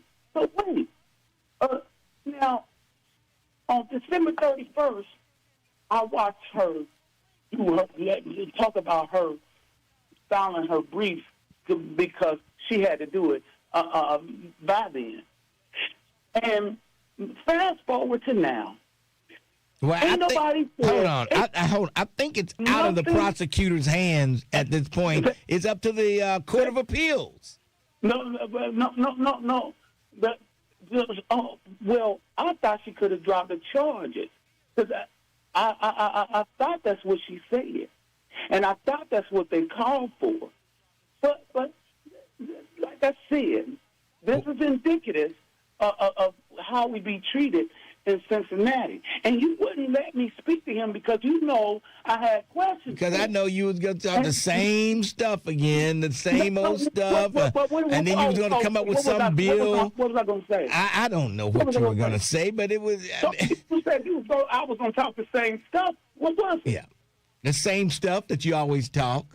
And people will agree with me on that. I'm talking clarity when I'm talking to Greg at this point. You brought up some bill. He didn't even know what the bill was. Go right on over to his office, I'm going to go right on over to his office. And say what? And one monkey don't stop no show. Bye. Thanks for your call. I mean, he calls every time Greg Landsman is here. And I'm sure most people will agree with me on that. All right. Let's go to Jay Wright. Jay Wright, how are you? Then Queen and Mike. Jay Wright, how are you? Lincoln Ware, my man, $100,000. Thank you, sir, for being in the studio. What's going on down there in South Carolina? Lincoln, I am in the bottom of America, man, and it is hot down here, but it is beautiful down here. And, of course, you know, we're getting ready to entertain Lindsey Graham for his funeral here in South Carolina. Oh, that's right. Yeah, he is coming there after he leaves Washington. He's headed back home. Yep, coming back to South Carolina for several services, and flags are still half-staff. So, you know, they're doing what they're supposed to do for him. I still don't think that your president should rule out an investigation into his death. Lincoln, you know, one of the guys called earlier, and he called Terrence Emanuel. That's unfortunate because I didn't like Emanuel on Tuesdays and Fridays. The other days of the week I could put up with him. Yeah. But 2 days a week I didn't really like him so much. Lincoln, you talked about hazing in the military. And as a 23-year, 8 months, 13 days, retired Army veteran, I was in basic training, and we hazed.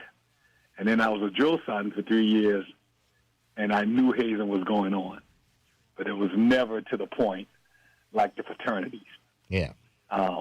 So that few minutes was enough. And then a lot of times when you get that M16 in your hand and we put you as a drill sergeant in a think position, you tend to straighten up real quick. You know, Lincoln, you still there, right? Yeah.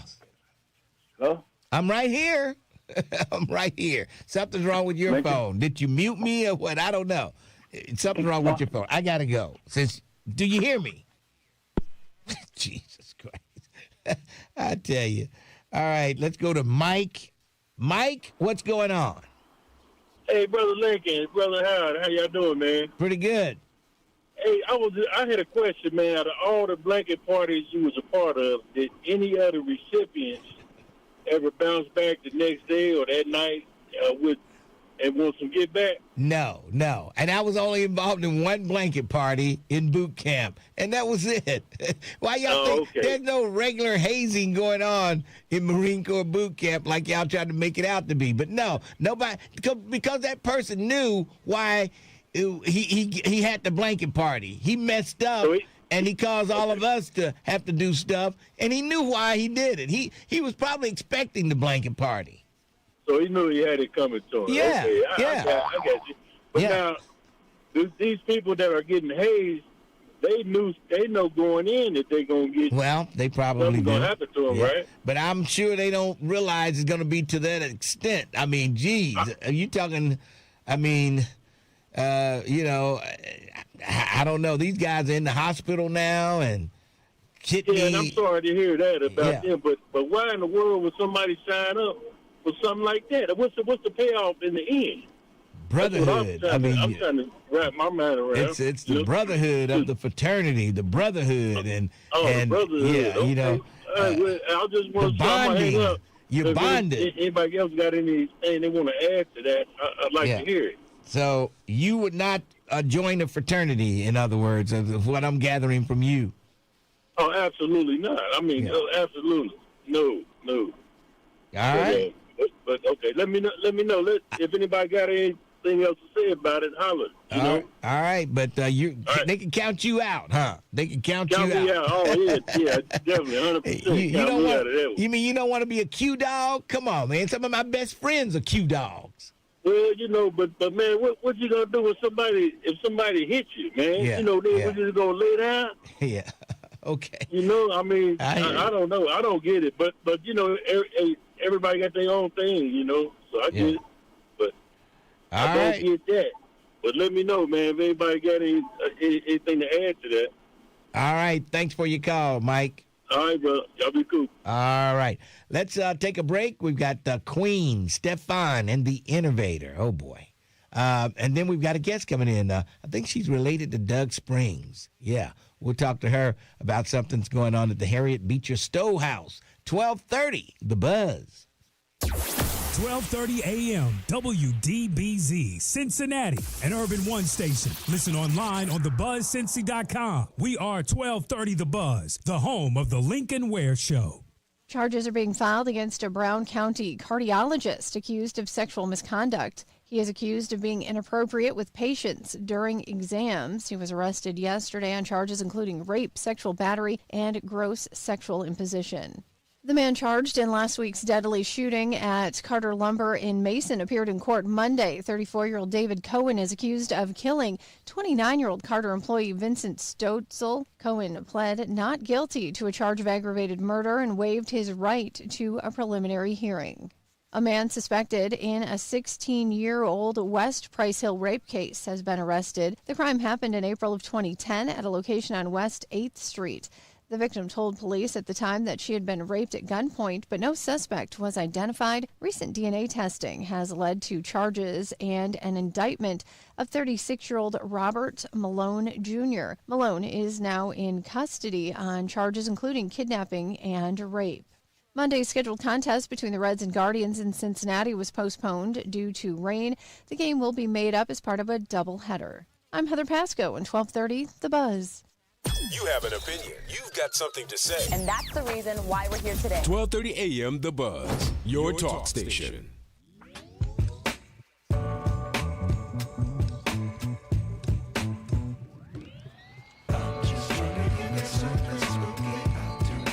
WDBZ, The Buzz of Cincinnati, your talk station. Lincoln Ware with you.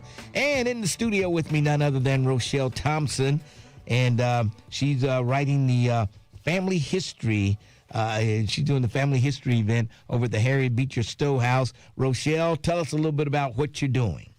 Good morning. It's good afternoon. Good afternoon, just everyone. Now afternoon. Thanks, Lincoln, for having me on the show. First of all, I came to the show to talk about the writing workshop that I'll be doing at the Harriet Beecher Stowe House on August the 1st, Saturday, between 4 and 6. The purpose of it is to share information about my family in general, the book that I did, a family history book, but also to give tips and writing tips for people who have an interest in writing their family histories. Yeah, and a lot of people like to do that. They know their history, and they get a couple of people there. They can tell you who's related, who got married, and all kind of stuff going on with the family. So you're going to show them how to do that. I'm going to show them how to do that and tell them the importance of doing that. I have my granddaughter in the studio with me, and she can look at two books. She can look at, and I'm showing Lincoln, I know you guys can't see it, but she can see the book that I'll be highlighting about my family history on my mom's side. My mom comes from the Chancellor family, grew up in the Kenyan Bar community, and she was one of 17 children, the last of the 17. She was the baby, the last one to leave. And so she can look at that book and find out who her grandmother was, her great-grandparents was. And then on my other side, the Springs side of the family, that's the Doug Springs side, right? Turn it around, Lincoln. Yeah. On that side, she can go back as far as her great-great-great-great-grandparents with that book. Okay. And so that information is really key. It helps build self-confidence in children. It gives them information on their background, who they are, where they came from, how their grandparents were, their aunts, great uncles, and things of that sort. Okay, all right. And a lot of people probably never passed by the Harriet Beecher Stowe House and never even thought about going in there. Right, and that house is awesome. It has the two time periods in the house. One time period deals with the tavern that came about in the 1940s. It was part of the Green Book. Oh, yeah. Where that Green Book was published to say it's safe for minorities. I think Negroes, colored people. Colored people to stay here, and then the other half of the house goes even far back to the 1800s, and it sits right on the corner of Gilbert Avenue and Martin Luther King. The big white house. All right, and so what time Saturday will you do this? It will be from 4 to 6 Saturday. 4 to 6, Harriet Beecher Stowe House. And tell us a little bit about Kenyon Bar and the Springs family and stuff like that. Okay, so if you've never heard of Kenyon Bar, and my mother, Mildred Chancellor Springs, used to call it the Old West End. That's where the highway, the expressways came through. And right now, part of Queen City is there, those big businesses there. But Kenyon Bar was a neighborhood, the Old West End, of more than 27,000 African-American families. It had multiple businesses there, funeral homes, it had bars, it had churches. It was the Black Mecca of Cincinnati, if you will. When they decided to change Kenyon Bar to bring the highways through, they relocated 27,000 people. And then they did it, back in those days, relocation laws were not in place. So they didn't say, hey, you have to move, and we're going to pay for you to move, and we're going to help you find homes. You got a note on your door saying you got to get out. Saying you have to get out. That was whether you were a renter, whether you were a homeowner, you had to go. That's crazy. That's just, man, and I wonder could something like that happen today? I think it still happens. You could never say never, but that's why and I'm not trying to get political, but that's why we have to get out and vote, because rights that we have today, relocation rights that we have today, if they want to widen any road in Cincinnati and your house happened to be there, they have to pay for you to move and all that. And they didn't pay those people at all to move. Nothing. Yeah. My grandparents who lived in Kenyon Bar are at 801 Kenyon Avenue. It's set on the corner of Kenyon and Lynn. My mother used to speak about that all the time. The old Job Corps building, that was my mother's high school. That was Our Lady of Mercy High School. She went to high school there. She would talk about that community and how robust it was and how neighborly people were, but it didn't hit me, the realism of it, of how people were moved out, until I read it in the article and saw then it was like my eyes opened up, like, oh my God, I've heard this all my life, but just realized the magnitude of what happened. Unbelievable. And so this coming Saturday, you're going to answer questions for people and show them how to get started and things like that? Yes. Show them how to get started. Talk about documents that they should have if they want to write their family history. Documents such as obituaries have a lot of information in there. Birth certificates, death certificates. Go to your vital statistics office. Look up information on old census. I just brought up an old census from 1940 and saw my mother, my grandfather, all of them who was living there in their ages. I did the same thing with my grandfather and my grandmother in Georgia, and it'll tell you the kids they had and how old they were, all kind of stuff of that census. Yes. So you get that type of documentation. So I'm giving out tips like that, but I'm also giving out tips on actually how to write it. If you're going to have your book as far as like chronological order, which order you want to put it in, what you want to include, maybe what you don't want to include. My family, and Lincoln, he knows some of my family members on both sides. We got some crazy family members, right? So, and even though my mother told me stories because she wanted us to know the stories and the people that we didn't know and stuff like that. Even though she told me some crazy stories, I didn't put all that in the book, y'all, right? Because I still have relationships that I have to have with the people that's living. So I even give tips about stuff like that. But it's great fun. Yeah, if you write about Dorothy, tell them Dorothy is now from the Nation of Islam now, Put that in that history book. Now, let me just say, I don't want to get on my Aunt Dorothy. I respect my Aunt Dorothy. But what I will say about Aunt Dorothy, I'm a Christian and she's Muslim, but if I had the passion that she has when she's talking about Muslim, I would have converted a lot of people into Christianity. Minister Louis Farrakhan. You can't say nothing about Farrakhan. Oh, no. But, that's something. And that's such a part of history, how they removed those people out of Kenyon Bar and how they just hung them out to dry. And Scotty Johnson came back and he apologized for that. But, I guess some people need some kind of reparations for that. Well, I don't know if they'll ever get that, but they did get an apology. Yeah. And I did put that in my book. But we had doctors, lawyers, everything that you needed in that community. And another thing about the community is you even have wealthy black folks living there, because in some of the suburbs at that time, Mount Auburn was considered a suburb, Walnut Hills was considered a suburb.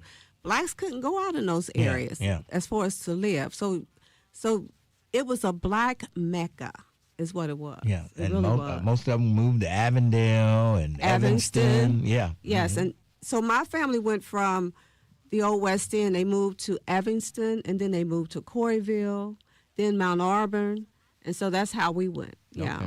Okay.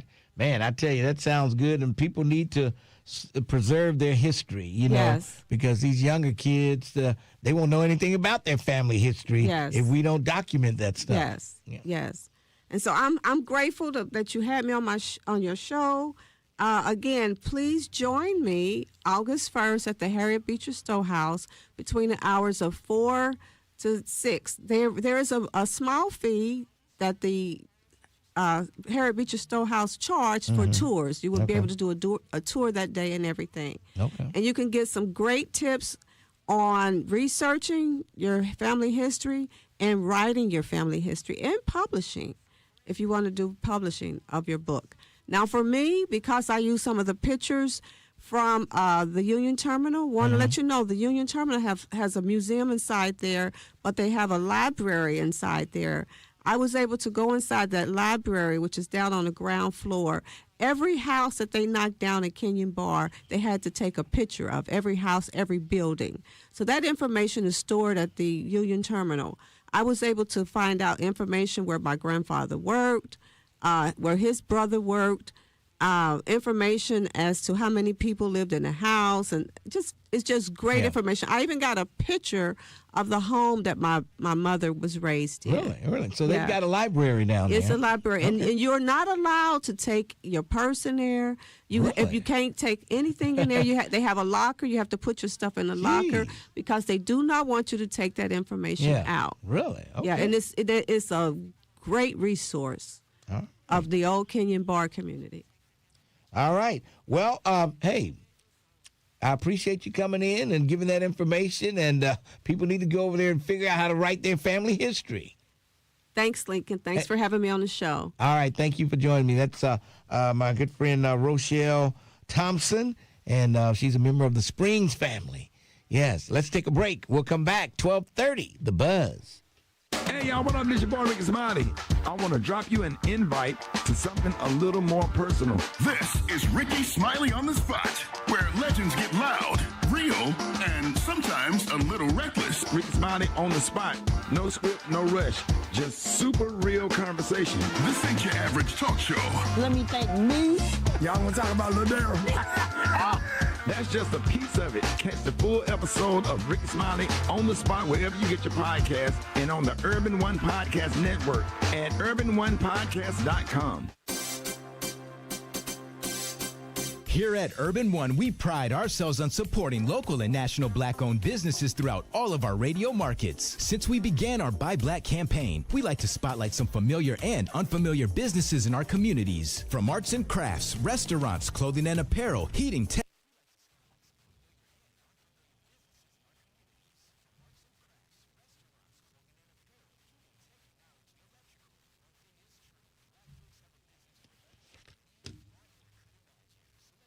Hello?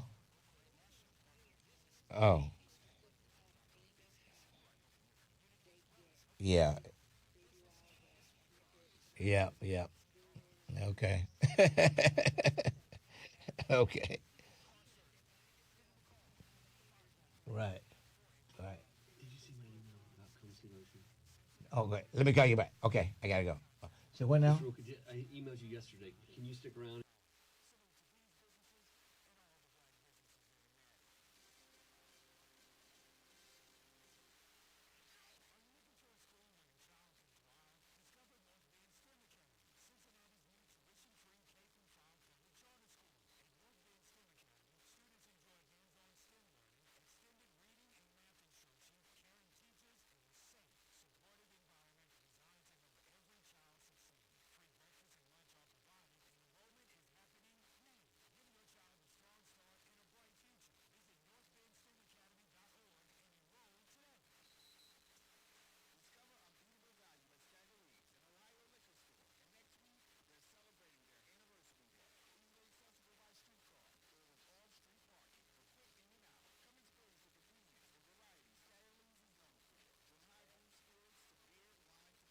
Okay, there we go. That was not Scotty Johnson. That was Tamiko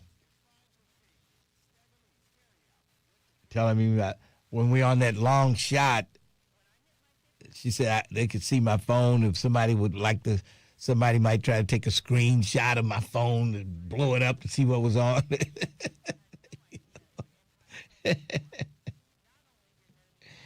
Oh, boy. We got Blade on you. John Davidson is Blade, folks, in case y'all didn't know it. This guy, John Davidson, is Blade.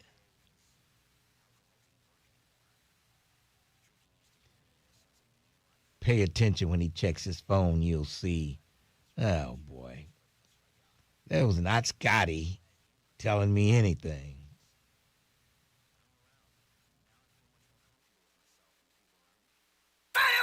If you need to talk about it, we're here. 1230 AM WDBZ, your talk station.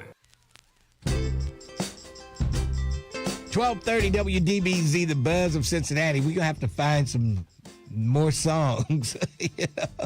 Mr. Ware, I knew this day would come.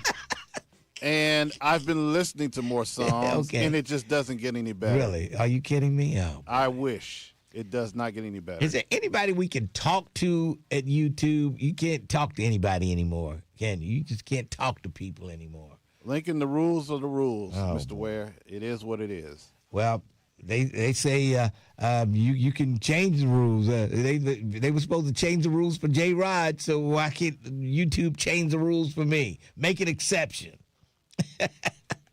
All righty. I'm just saying that so those people know how they sound when they tell me this stuff. Oh, okay. That's all.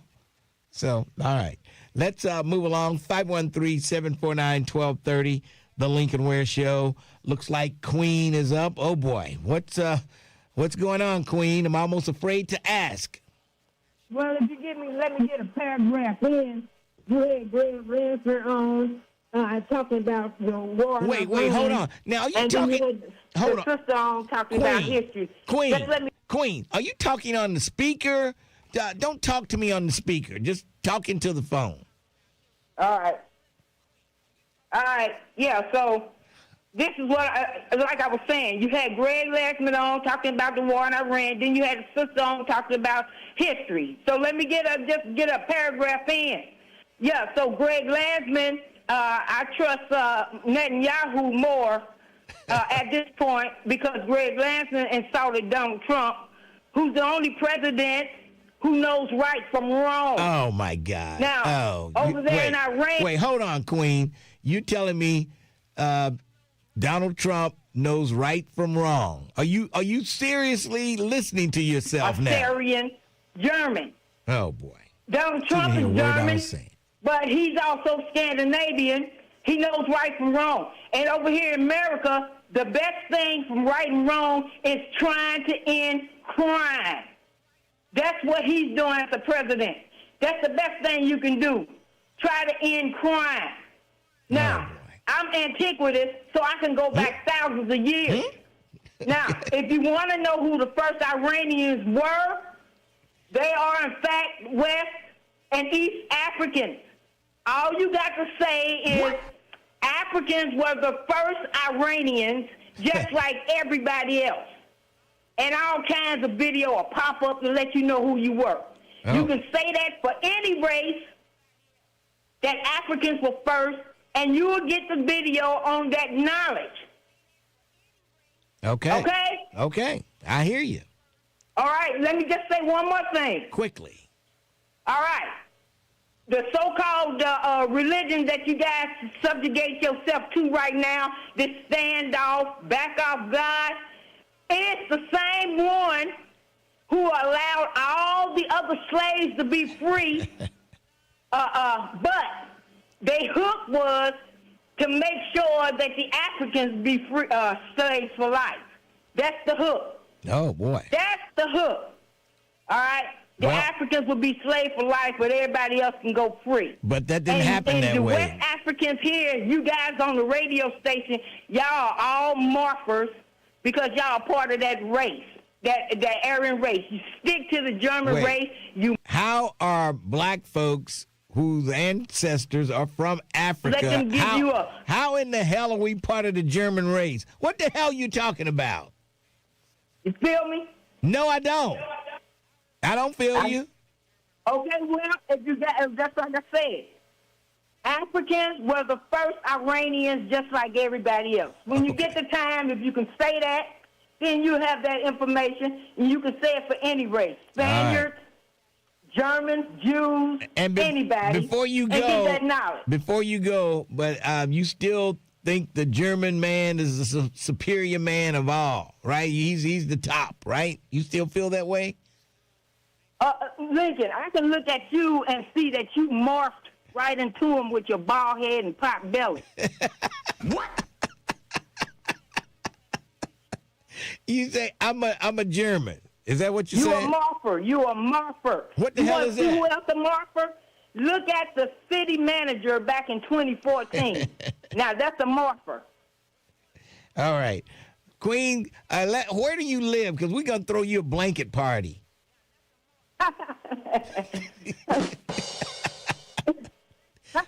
Thanks for your call, Queen. Unbelievable. That woman. Where are the white women at? She's a sick woman. She says Trump the only one that knows right from wrong. So you know right there, she's a sick woman. Unbelievable. All right. Cuckoo for Cocoa Puffs. That's Queen. You got that right. All right. Let's go to Stefan. Stefan, how you doing today? I'm doing fine, Brother Lincoln. Thank you for allowing the champ to come on once again, brother. Yes. Yeah. So, Lincoln, recap from yesterday. Exceptions mean the curfew does not automatically apply to every food truck. It mainly applies to street-side food trucks operating in the public right-of-way. And if a food truck is on a private property, different rules generally apply. For example, a food truck parked in a parking lot at church, business, shopping center, or a private event is generally not subject to a city 1 a.m. street side curfew. The truck must have the property's owner's permission to park on the property. So, Lincoln, many other words, Lincoln, he was in the right of way. He had the permission, but I don't know. Permit. You need no permit. You need no permit. Okay. It's public property. This is like the Bengals, like you said, on tailgating. They selling liquor on the property. They selling everything on that property down tailgating time. No permit at all, Lincoln. So fair is fair, man. We living in this. Well, I don't know what tailgate. I mean, I know down at the Longworth at Longworth.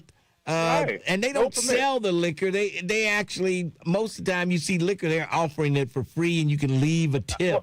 So that's how they get around that. They don't sell it. Liquor. I bought liquor down there. Where? You know? Where? Down at Longworth Hall. Yeah, okay. Some people take tips, some people don't. Right. They say it's a donation. But, that's how they get around. You just can't flat out sell liquor. We know that, Lincoln. We know that. I'm just telling you what I did. I ain't telling on who sold it, who didn't, what time it was, none of that. Yeah. I'm just letting you know. They didn't need no permit for tailgating, like he said. You're right, they don't. It's just all this their own blacks, Lincoln. They get too caught up in the being bougie. Oh boy. So they get caught up in it. You know what I mean? Like, be fair with people. Well, you know what I mean? I'm sure the city solicitor.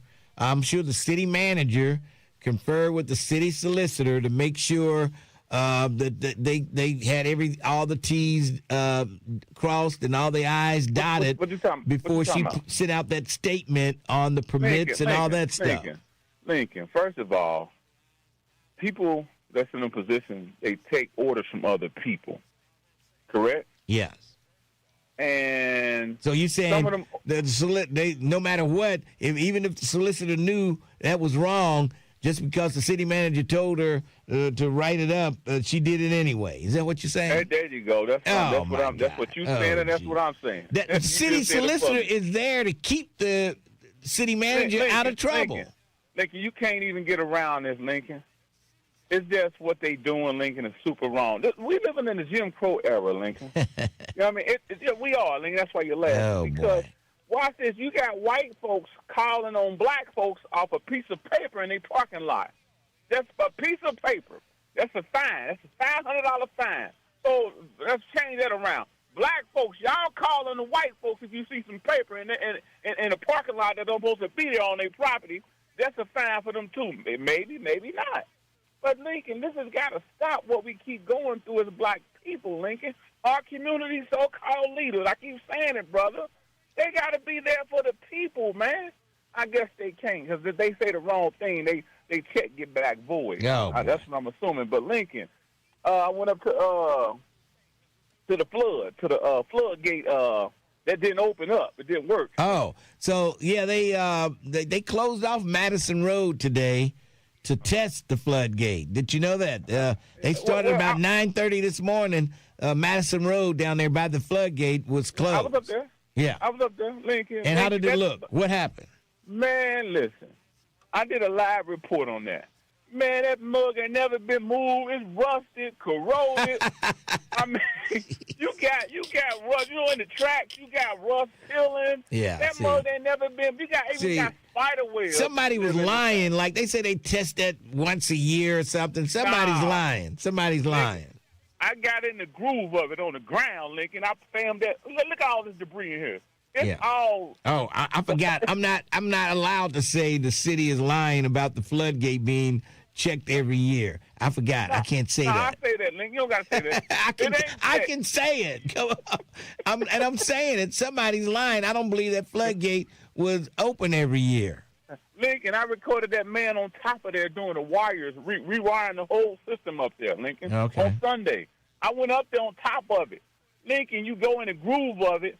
Man, we talking about it's so rusty and corroded, man.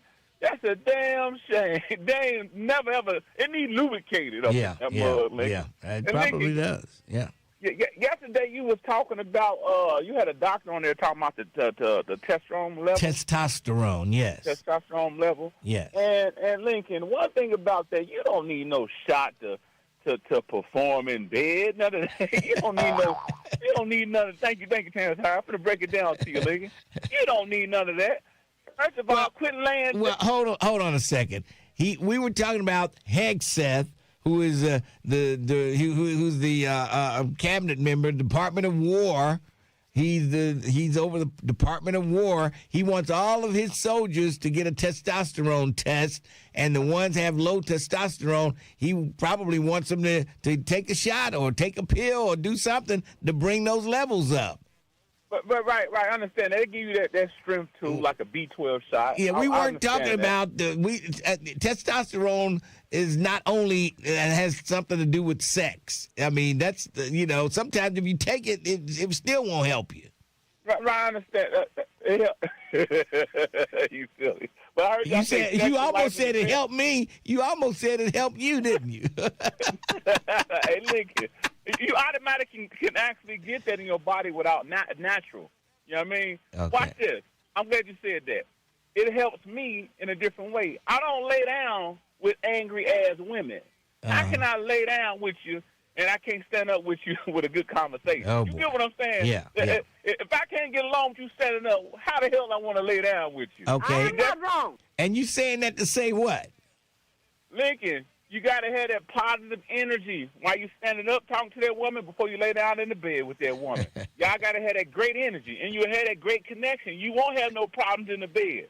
See, that's what's something wrong with these men now. They like arguing with the woman, standing up, but when they laying down, oh, I love you, baby. Once you stand back up, y'all cool and fine, ain't having sex. You mad as hell at her, she mad at you. Yeah. It would never work.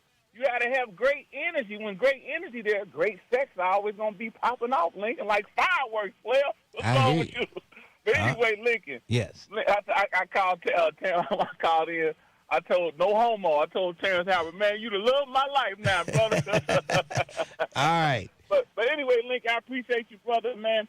We got to do better. Oh, politicians don't ever come on the radio to talk about how they gutted this Voting Rights Act hour, how they played us. Who played us? The Republicans? No, not Trump. How they played us? How the Supreme judges and all that? Yes. How they gutted out the Voting Rights Act, Lincoln, and attacked on democracy, Lincoln. Yes, it and is. And the sacrifice of the people that bled for the ballots. All right. Nobody ain't saying nothing about that. But anyway, Lincoln, I love you, brother. And guess what, Lincoln? Hey, Lincoln, your dog still around? You ain't be talking about your dog, but your dog all right? Yeah, he was on. I had him. You saw him last week when I was at home. Okay. Make sure you don't Bo put is no doing pamper on him great. either. Bo is doing great. He ain't wearing no Pampers walking around. No. All right, bro. All right, thanks for your call. Not yet. Remember my other dog, Reese, who was 17 years old. We had to put a pamper on him. You know what I mean? Yes. Oh, boy, I miss a little Reese. But anyway, let's move along. Oh, actually, we need to take a break. Was that, how you pronounce her name? Shayna? Yeah. Okay. So Stefan was saying, if you can't stand next to your woman and talk to her, you can't stand up in it later on. Oh, that's what he was saying? Okay. I'm glad you translated that. Hey-o. All right, let's take a break. We'll come back 12:30, The Buzz. What's happening, good people? It's your cousin Trip Fontaine, and this is the Trip After Dark podcast. That's Stefan. Oh, Shayna hung up. What did she hang up for? She wanted to talk to Stefan. Oh, okay. Yeah. Okay. She seemed a little bit angry. Ooh. Man.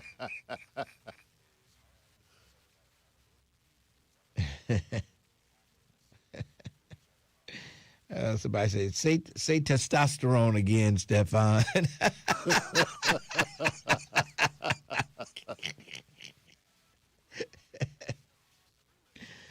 Oh, boy. Money is not the root of all evil. The love of money is the root of all evil.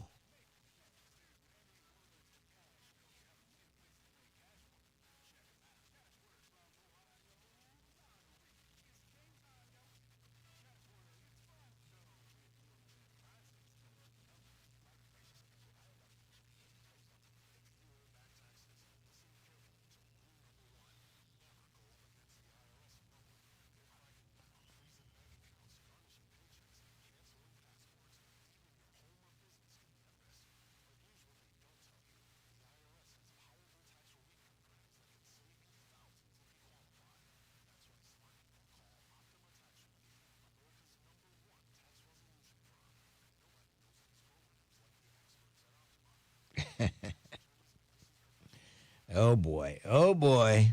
It's my bestie. Here comes Jerica. Oh, boy.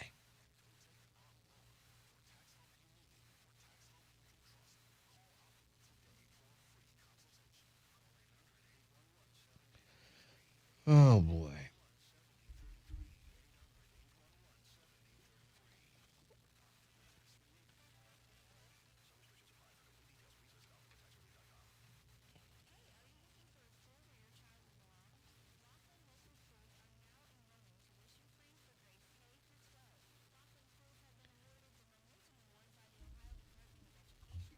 Now, the latest on Nolan Wells. Witnesses told authorities Nolan Wells had heavy alcohol intake. Okay.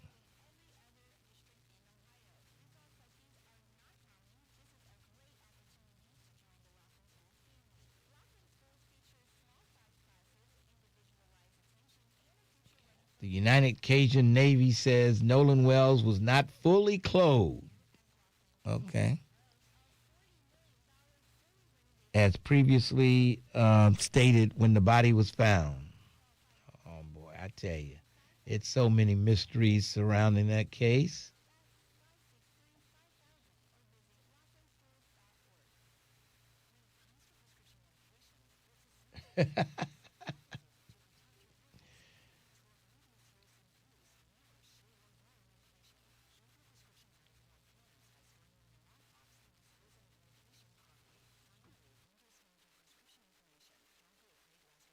A public service from the National Association of Boards of Pharmacy Foundation.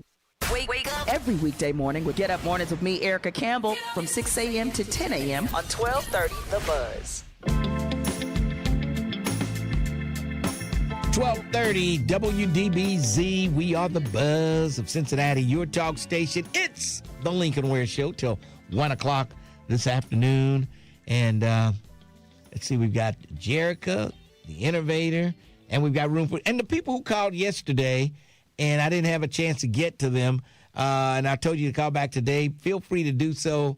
Now we'll get you in there. I think it was about 3 or 4 people that I left hanging yesterday, and I want to definitely get you on here today. Jerica, how are you today?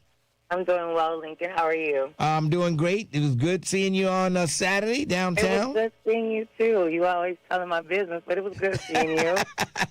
At that time, I had only had 1 drink. Okay, well, all I know, you had 1 drink in your hand. That's all I know. I don't know. That could have been the 5th drink you had. I don't know.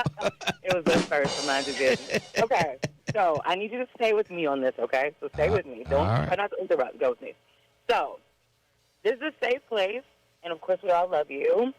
But what's confusing for me, genuinely confusing, is in one breath you criticize hazing on a collegiate level, but in the next breath, you're defending your participation in blanket parties, which is also a form of hazing. No, blanket party is not hazing. A blanket party, is it not? It's punishment. That's punishment. Hazing is not punishment. That's like bonding. They call themselves bonding, and you'll hazing be bonded for life. Punishment. Now, listen, I could go with you if in your ripe old age of 75, you look back and it's say, you know what, I was 76, wrong. but go I ahead. shouldn't have kicked that man. You know what I mean? Like I'm not thinking I should. He deserved it. He made us have to sit, put our knees, get on a bench with our knees, put our rifles on our arms and hold them out. And you can't do that, but so long your knees start to hurt. You start shivering because that weapon feels like it weighs a ton. And then you drop it. And you definitely are trying to justify your actions. Sir, just like hazing tries to break people down, when it's on the collegiate level, the fraternities, sororities, they do the same thing in the Marines with the blanket party. You try to break someone down. What are you breaking them down? What are you breaking them down for? Because you don't want them to do it again. You want them to learn a lesson. You don't do that. Were you not punishing them for that? What are you teaching them a lesson for? I mean, hazing, a fraternity. I don't think you're teaching them a lesson. You are. You're trying to break them down. You're trying to change their mindset. You're trying to make them reliant upon the people that are around them. So it's like a brotherhood, a sisterhood. You did the exact same thing. No, I didn't. So why are you trying to sit here and justify it? I don't quite understand. We were punishing this person for making us have to do something extra, something that we wouldn't necessarily have to do if they had not messed up. That's not what hazing is about. Lincoln, the first step to admitting you have a problem is admitting that you did something wrong. Oh, my goodness. It's okay. It was nothing wrong. Don't ever tell Maya that you took part in such an act. I would hate for her to know that about you. Oh, boy. Unbelievable. And I want to end with this. Jay Wright, we do not care about your opinion when it comes to Emmanuel. Some of us still like him. Oh, boy. Have a great day, Lincoln. Thanks for your call. Unbelievable. Julie. Hey, Lincoln, how are you? How you doing? I'm well. Hey, you know what? I have to agree with Jerica. That hazing is hazing. Thinking a blanket party is hazing. So, and what I am going to say is none of it is justified. And as a member of the Divine Nine, we do not justify hazing, and that's why that chapter of those young men, I'm sure, will be suspended. They may be suspended indefinitely. The chapter may be taken away. We do not condone that, in the Divine Nine. No, does hazing happen? Yes. But just like with anything, where you have people, unfortunately, who are in a position of power, sometimes they abuse that. And that's what happens when these young people are hazed in college and whenever you're hazed, when you're pledging. And, for Blade to call up with his asinine comments, he's probably a reject that nobody wanted. He couldn't get into a Divine Nine organization if he wanted to.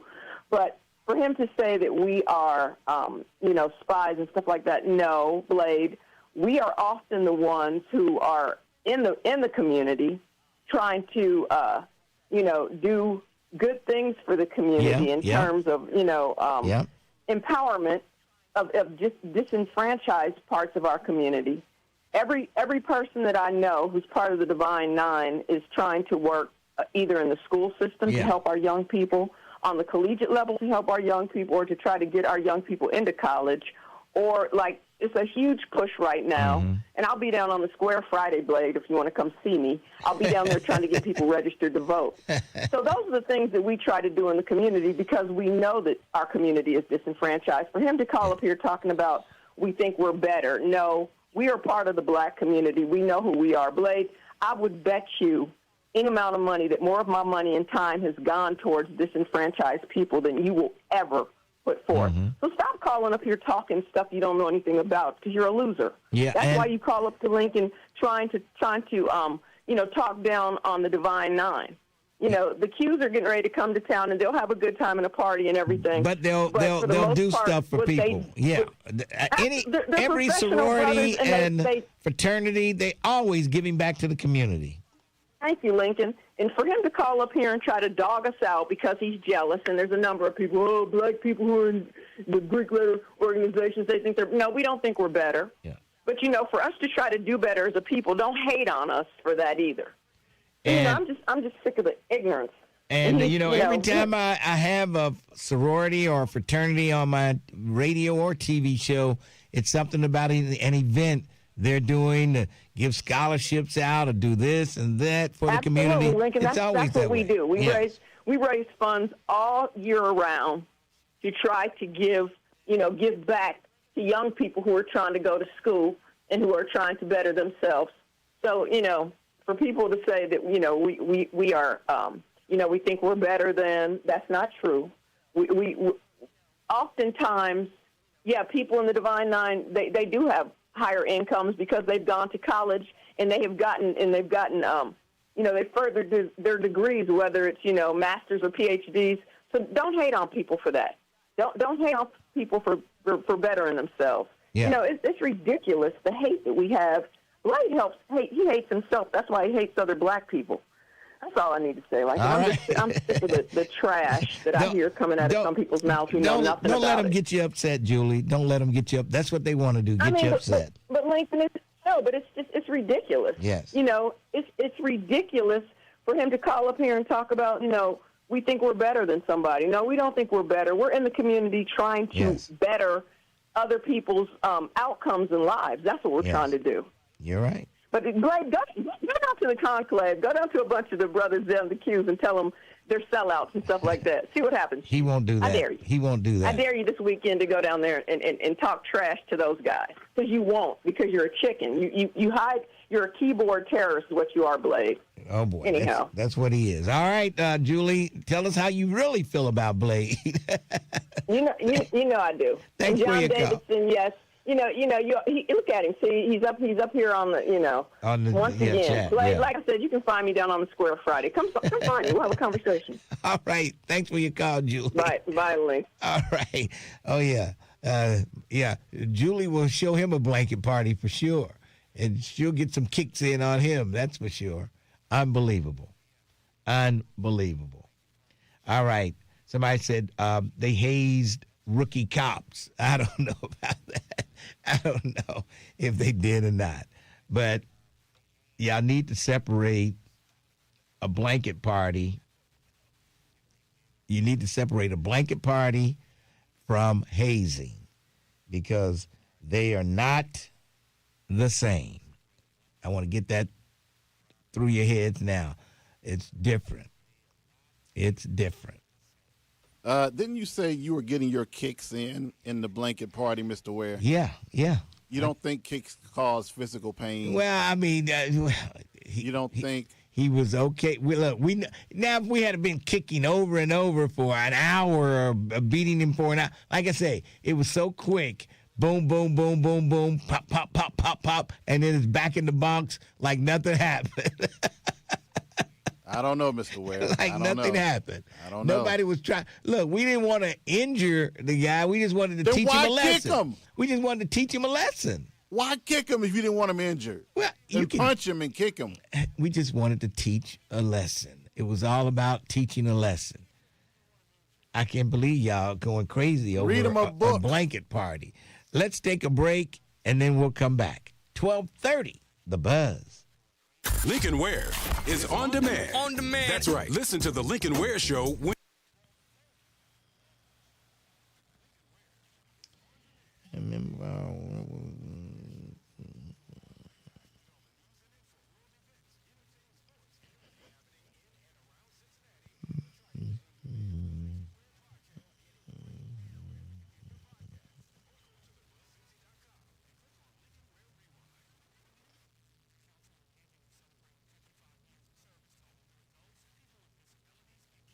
Oh boy.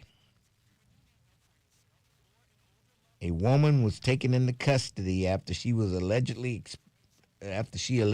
exposed herself to reveal to several other drivers on a busy highway.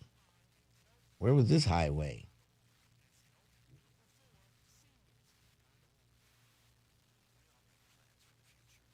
They never said where the highway was, but they did find cocaine. That's why she was exposing herself.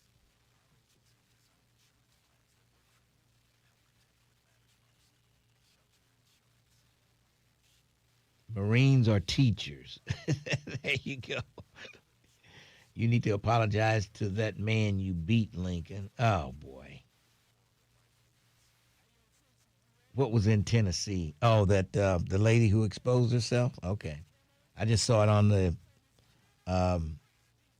X, Local 12's X. They haze in sports, frats, jail, the Army. Hell, if it's a new guy at the job, they haze. That it's normal. You can't be hurting people. It's a lot of forms of hazing. That's true. They take it too far in some of these fraternities. They take hazing too far.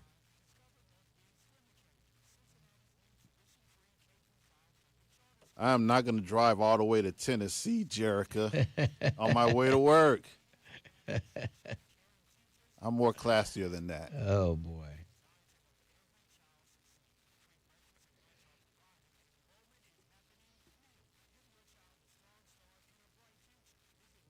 Don't rookies have to carry the senior pro footballers' bags?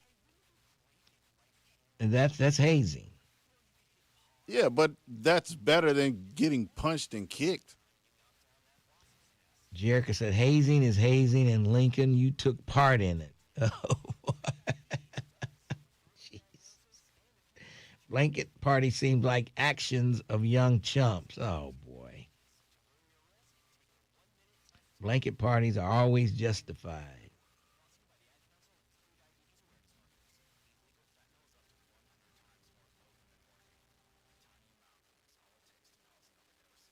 Stop overdose. 1230 The Buzz, your talk station.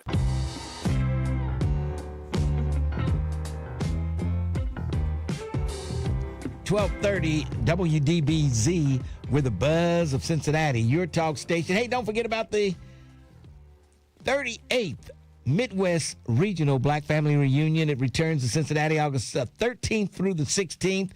Join thousands of people from across the region for a free celebration of Black culture, community, empowerment, and family, featuring live entertainment, a career fair, parade, and more. If you need details, go to myblackfamilyreunion.org. That's myblackfamilyreunion.org. All right. I don't know how long this conversation is going to last, folks, but here's the innovator. Innovator. Yes, hold on. Okay. I'm on speaker. I just want to say, I want to talk about that solution I never had a chance to put to the table in City Hall back in the days when the 211 on ideals that bring revenue to the table. Oh, boy. I would like to have it set up tomorrow if I can call in and people who want to hear the solution. I don't think people want to hear the solution. You use it for yourself. That solution you have. Now, like what is the solution going to do? What's it going to solve? What's it going to do for people? It's about safety. Everybody needs safety. Everybody needs what? Everybody needs safety. We all need safety in our communities, right? Safety, yes. Okay, so let's invest on safety. It brings the revenues to the table with a perfect understanding on what the situation or the topic is about. It never had a chance to be addressed. Well, address it now. What's your idea? Address it. The community is listening. The community is listening to you. Address it. No. I'll call back tomorrow and make sure everybody gets a chance to. I'm not going to let you on tomorrow. You can't get on tomorrow. You can't call 2 days in a row. Blacklist. I was told I was on the blacklist. Well, you probably are. You probably are. What was the blacklist about? I have no idea why they put you on the blacklist. It calls you not to put the policy to the table, just to dismiss it for understanding without me being accused of some type of crime that may come in the future. If anything, I'm charging anything, I need the community to hear this. Why was I blocked? Well, I don't know who can answer that question. Well, the ones who told me I couldn't come in the community table and bring the ideas to the table. Is it dealing with safety, notification? That spot. Well, one reason they didn't know what you wanted to bring to the table. You won't even tell me now. To talk about that, I had a private talk with them, but they set me up under the steps of City Hall, not in the office room. They put you under the steps. I don't want to tell about anything. I just want to get this out because I don't want to be charged with anything. Well, get it out. It was never about a firearm from the get-go. Oh, did you have a firearm down at City Hall? It brings over $3.5 billion in a 10-year span at $350 million. Oh, boy. If it was going to bring that much money, they would have listened to you. They would have listened if that was true. Voice my opinion. And I'm giving you a chance to do it now. You can't call back tomorrow. If you can't do it now, let me hang it. Why am I even arguing with the fool? It's kind of like having an argument with, no disrespect, with a fool. He's trying to bring $3 trillion to the city, Mr. Ware. But he won't tell us how he's going to do it. I want to know how will he do it. Well, if you let him call in tomorrow. No. He cannot call in tomorrow. We'll just have to miss out on that outstanding plan he had to bring billions to the city. Trillions, $3 trillion. Oh, man, that's a lot of money. Man, I hate that. We're going to miss out on that money. We're going to miss out on it. All right. 513-749-1230. Lincoln Ware with you. And we've been talking about the situation down in Miami with the hazing incident. I don't know. It'll probably be on Inside Edition tonight. And it'll probably be on some of the news channels maybe. But when a Secret Service agent does something like that, now he's on, I guess he worked at Mar-a-Lago. He's from Florida. I'm just going to take my guesses and say he might have been working there. Who knows? But he's given the job of protecting the president, and he's out hazing people to the point where they had to go to jail.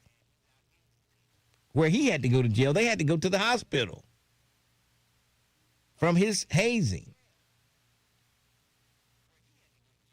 I'll tell you one thing, Mr. Ware. If I was a victim of one of your blanket parties and you were the one that came and kicked me, I wouldn't be able to tell who kicked me. Right, because the blanket is over you. It's at night, the lights. We wait until things settle down in the barracks. I'll tell you one thing. Whoever kicked me was going to get it. I was going to find out who that person was, and they were going to get beat up. You wouldn't know because when it was over, everybody scattered. Yeah. You wouldn't know where your kick came from or your hit came from. Yeah.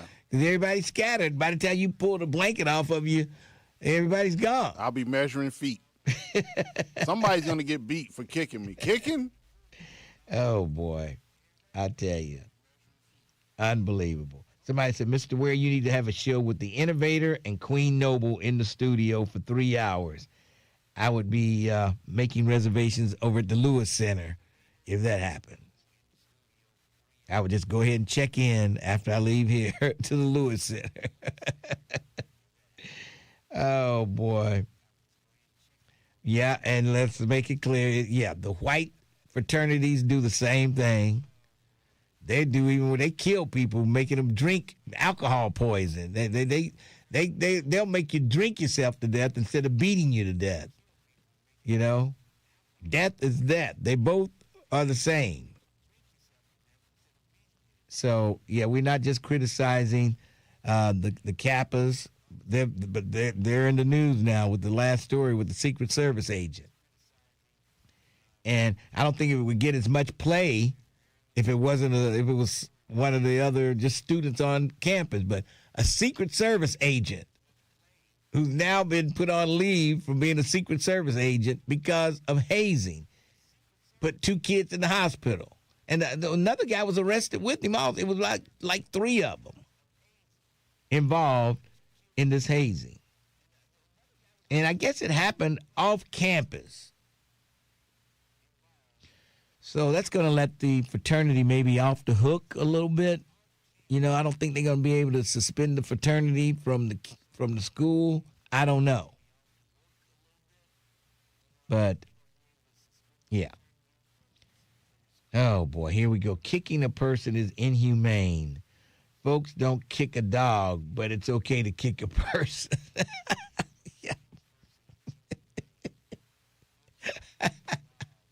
It was innocent, folks. No big deal. It's just something that we do in the Marine Corps. We did in boot camp. It was no harm done. Everybody laughed about it the next day. Even the person that got the blanket party, he couldn't wait so he could give one. He wanted to be on the other end, but nobody messed up. See, that's called that's called a toxic culture. But when you're kicking and beating and punching, you don't know where you're hitting the person. Well, it could end up fatal. Well, when that blanket goes over you, what I would do, I would just, if it happened to me, I would just curl up like a fetus, you know, in the fetus position, you know, and just protect yourself. And you don't think you got vital parts left out? No, you don't think so. You just protect yourself. I tell you, that's all. I mean, it's no big deal. A black Secret Service agent doing this type of stuff in this administration is a special type of stupid. And that's true.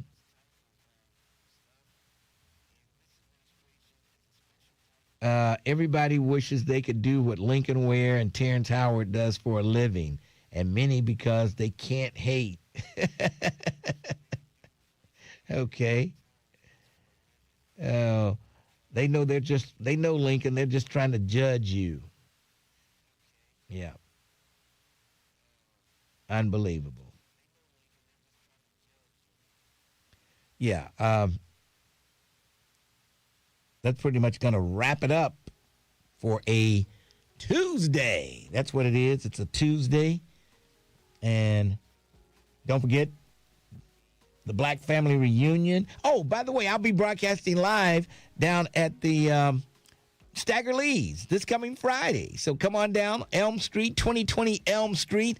They're celebrating their first anniversary down on Elm Street, Stagger Lee's. So come on down and get yourself a bottle.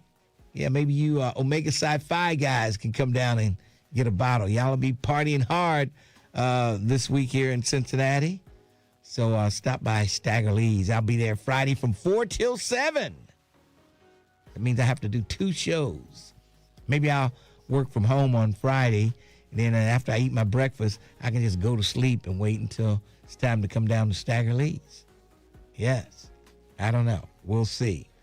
All right. Lincoln, did you watch The Chi? Let's see. Have I watched the newest? I don't think I watched the latest episode. Yeah. All right, that's it for me. I'm out. 12:30, The Buzz.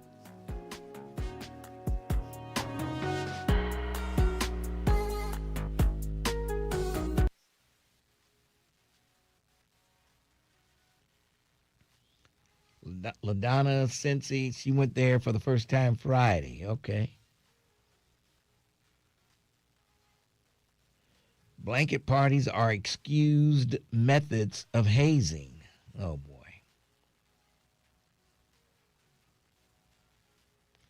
It's a grad chapter, Lincoln. That's not linked to undergraduate. Okay, that's even worse. They're old enough to know better. Yes, we're judging Lincoln for kicking a fellow peer. If I just had hit the guy, would it be any different? If I just hit him instead of kicking? I couldn't. Everybody was bunched around, and I couldn't get in there, and I saw his like legs sticking out. I just kicked it.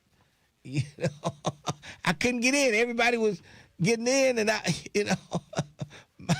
they were over there before I could get there. Yes, that's what you call a felony. Oh boy. Yeah, that's a felony assault right there. Oh boy, unbelievable. Lincoln, the WNBA is back in action tonight. Fever play at 9:30. Dang, I can't make it tonight. I got to go next week. I'm still too tired. I can't. Boy, excuse me. I'm sleeping. I can't drive to Indiana.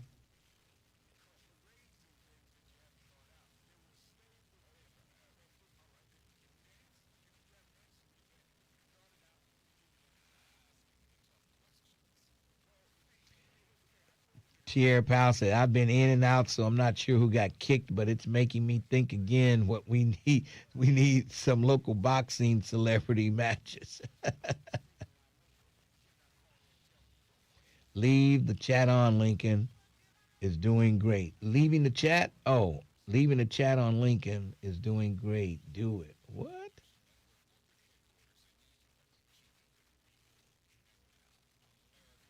Oh, you're leaving the chat on. Okay. Lincoln is doing great. Do it. Lincoln, you need to go take a nap ASAP. You're right about that, but there's no rest for the weary. I got to go to a 2-hour training over here at the Hamilton County Veteran Service Commission. 2 hours. So you know I'm going to be nodding out while they're talking. I'll be nodding. We're looking like Donald Trump, huh? Yeah. I'm tired, too. I'm too old to be kicking it. Well, you didn't look tired Saturday, Jerica. Oh, she was in a great mood, Terrence. Oh, really? Yeah. I'm sure she was. Yep. I'm sure she gave the hubby a blanket party.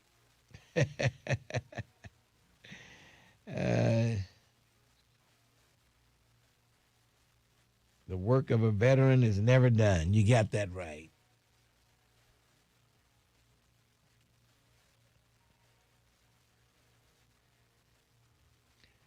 I saw El DeBarge at the Phrase on Saturday. Fantastic show. And Ruben stuttered. Okay. Ruben puts on a good show. I like Ruben. He reminds me of Luther. He got that Luther sound.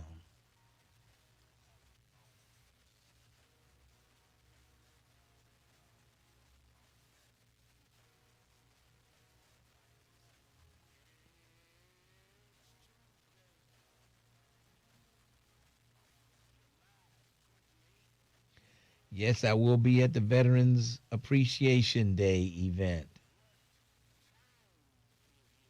I got to have some people come in and talk about that. It's coming up on the 15th.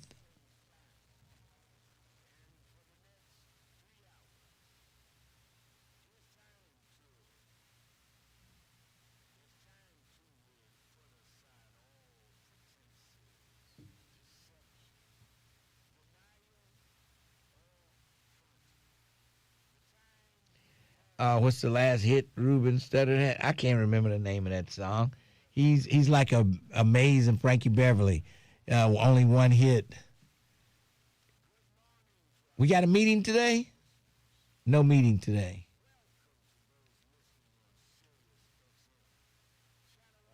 Okay.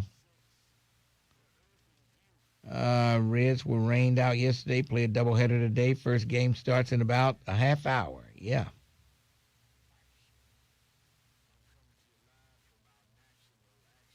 Sorry for 2004. What are you sorry about? Oh, yeah. Yeah, that's right. That's the name of Ruben's record. Okay. That was the name of his song. Okay, Jerica. I was like, sorry for 2004. What's that? Okay. I do need to take a pillow with me. I just got to go to bed earlier.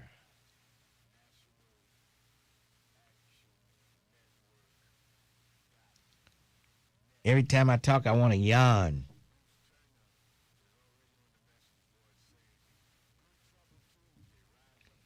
All right, folks, let me get out of here. I'm hungry and I want to get me something to eat before this, but I know if I eat, that's going to really put me over the top. That's going to put me over the top.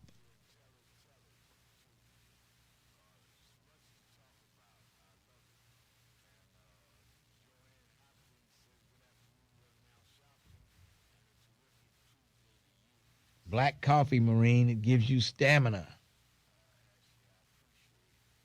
Lincoln, maybe you have low T. Jeez. Take a blanket with you so they can use it once you fall asleep. Y'all are great. That's a great idea. Wouldn't that be funny? Only Brent Beard would come up with that. Lincoln coming in with a black eye tomorrow. I can't believe it. It's only 2 Marines there. The rest are Navy and Army. I think they got 1 Air Force guy. He's a former firefighter. He's the Air Force. And then they got Navy and Army. And then they got me. You have to be a military person to be on the commission. Lincoln to come in. I can't believe it. I can't believe it. Unbelievable. Cat Williams had a blanket party.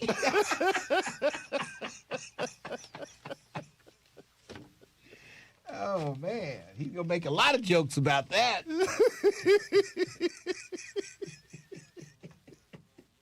Because you sure sound like Cat Williams.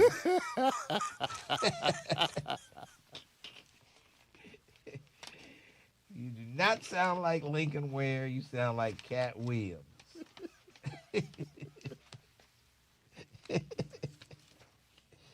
Oh, boy. Unbelievable.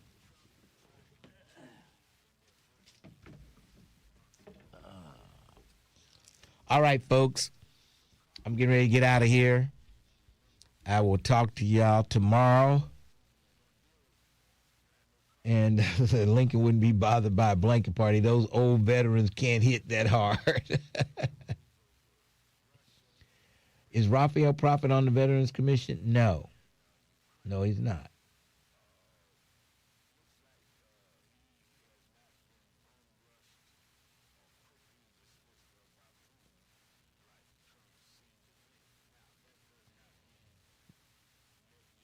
Jerica says Sharon and her sisters look so much alike. Terrence Howard sounds like Mickey Mouse. Good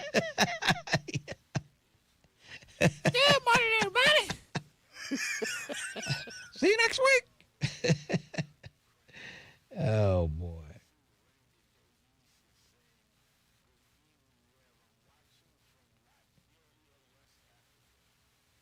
The innovator is not calling tomorrow. All right, folks, I'm out of here. We'll see y'all later.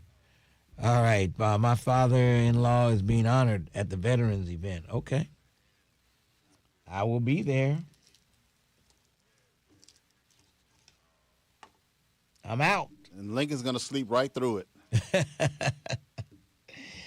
I'm out of here.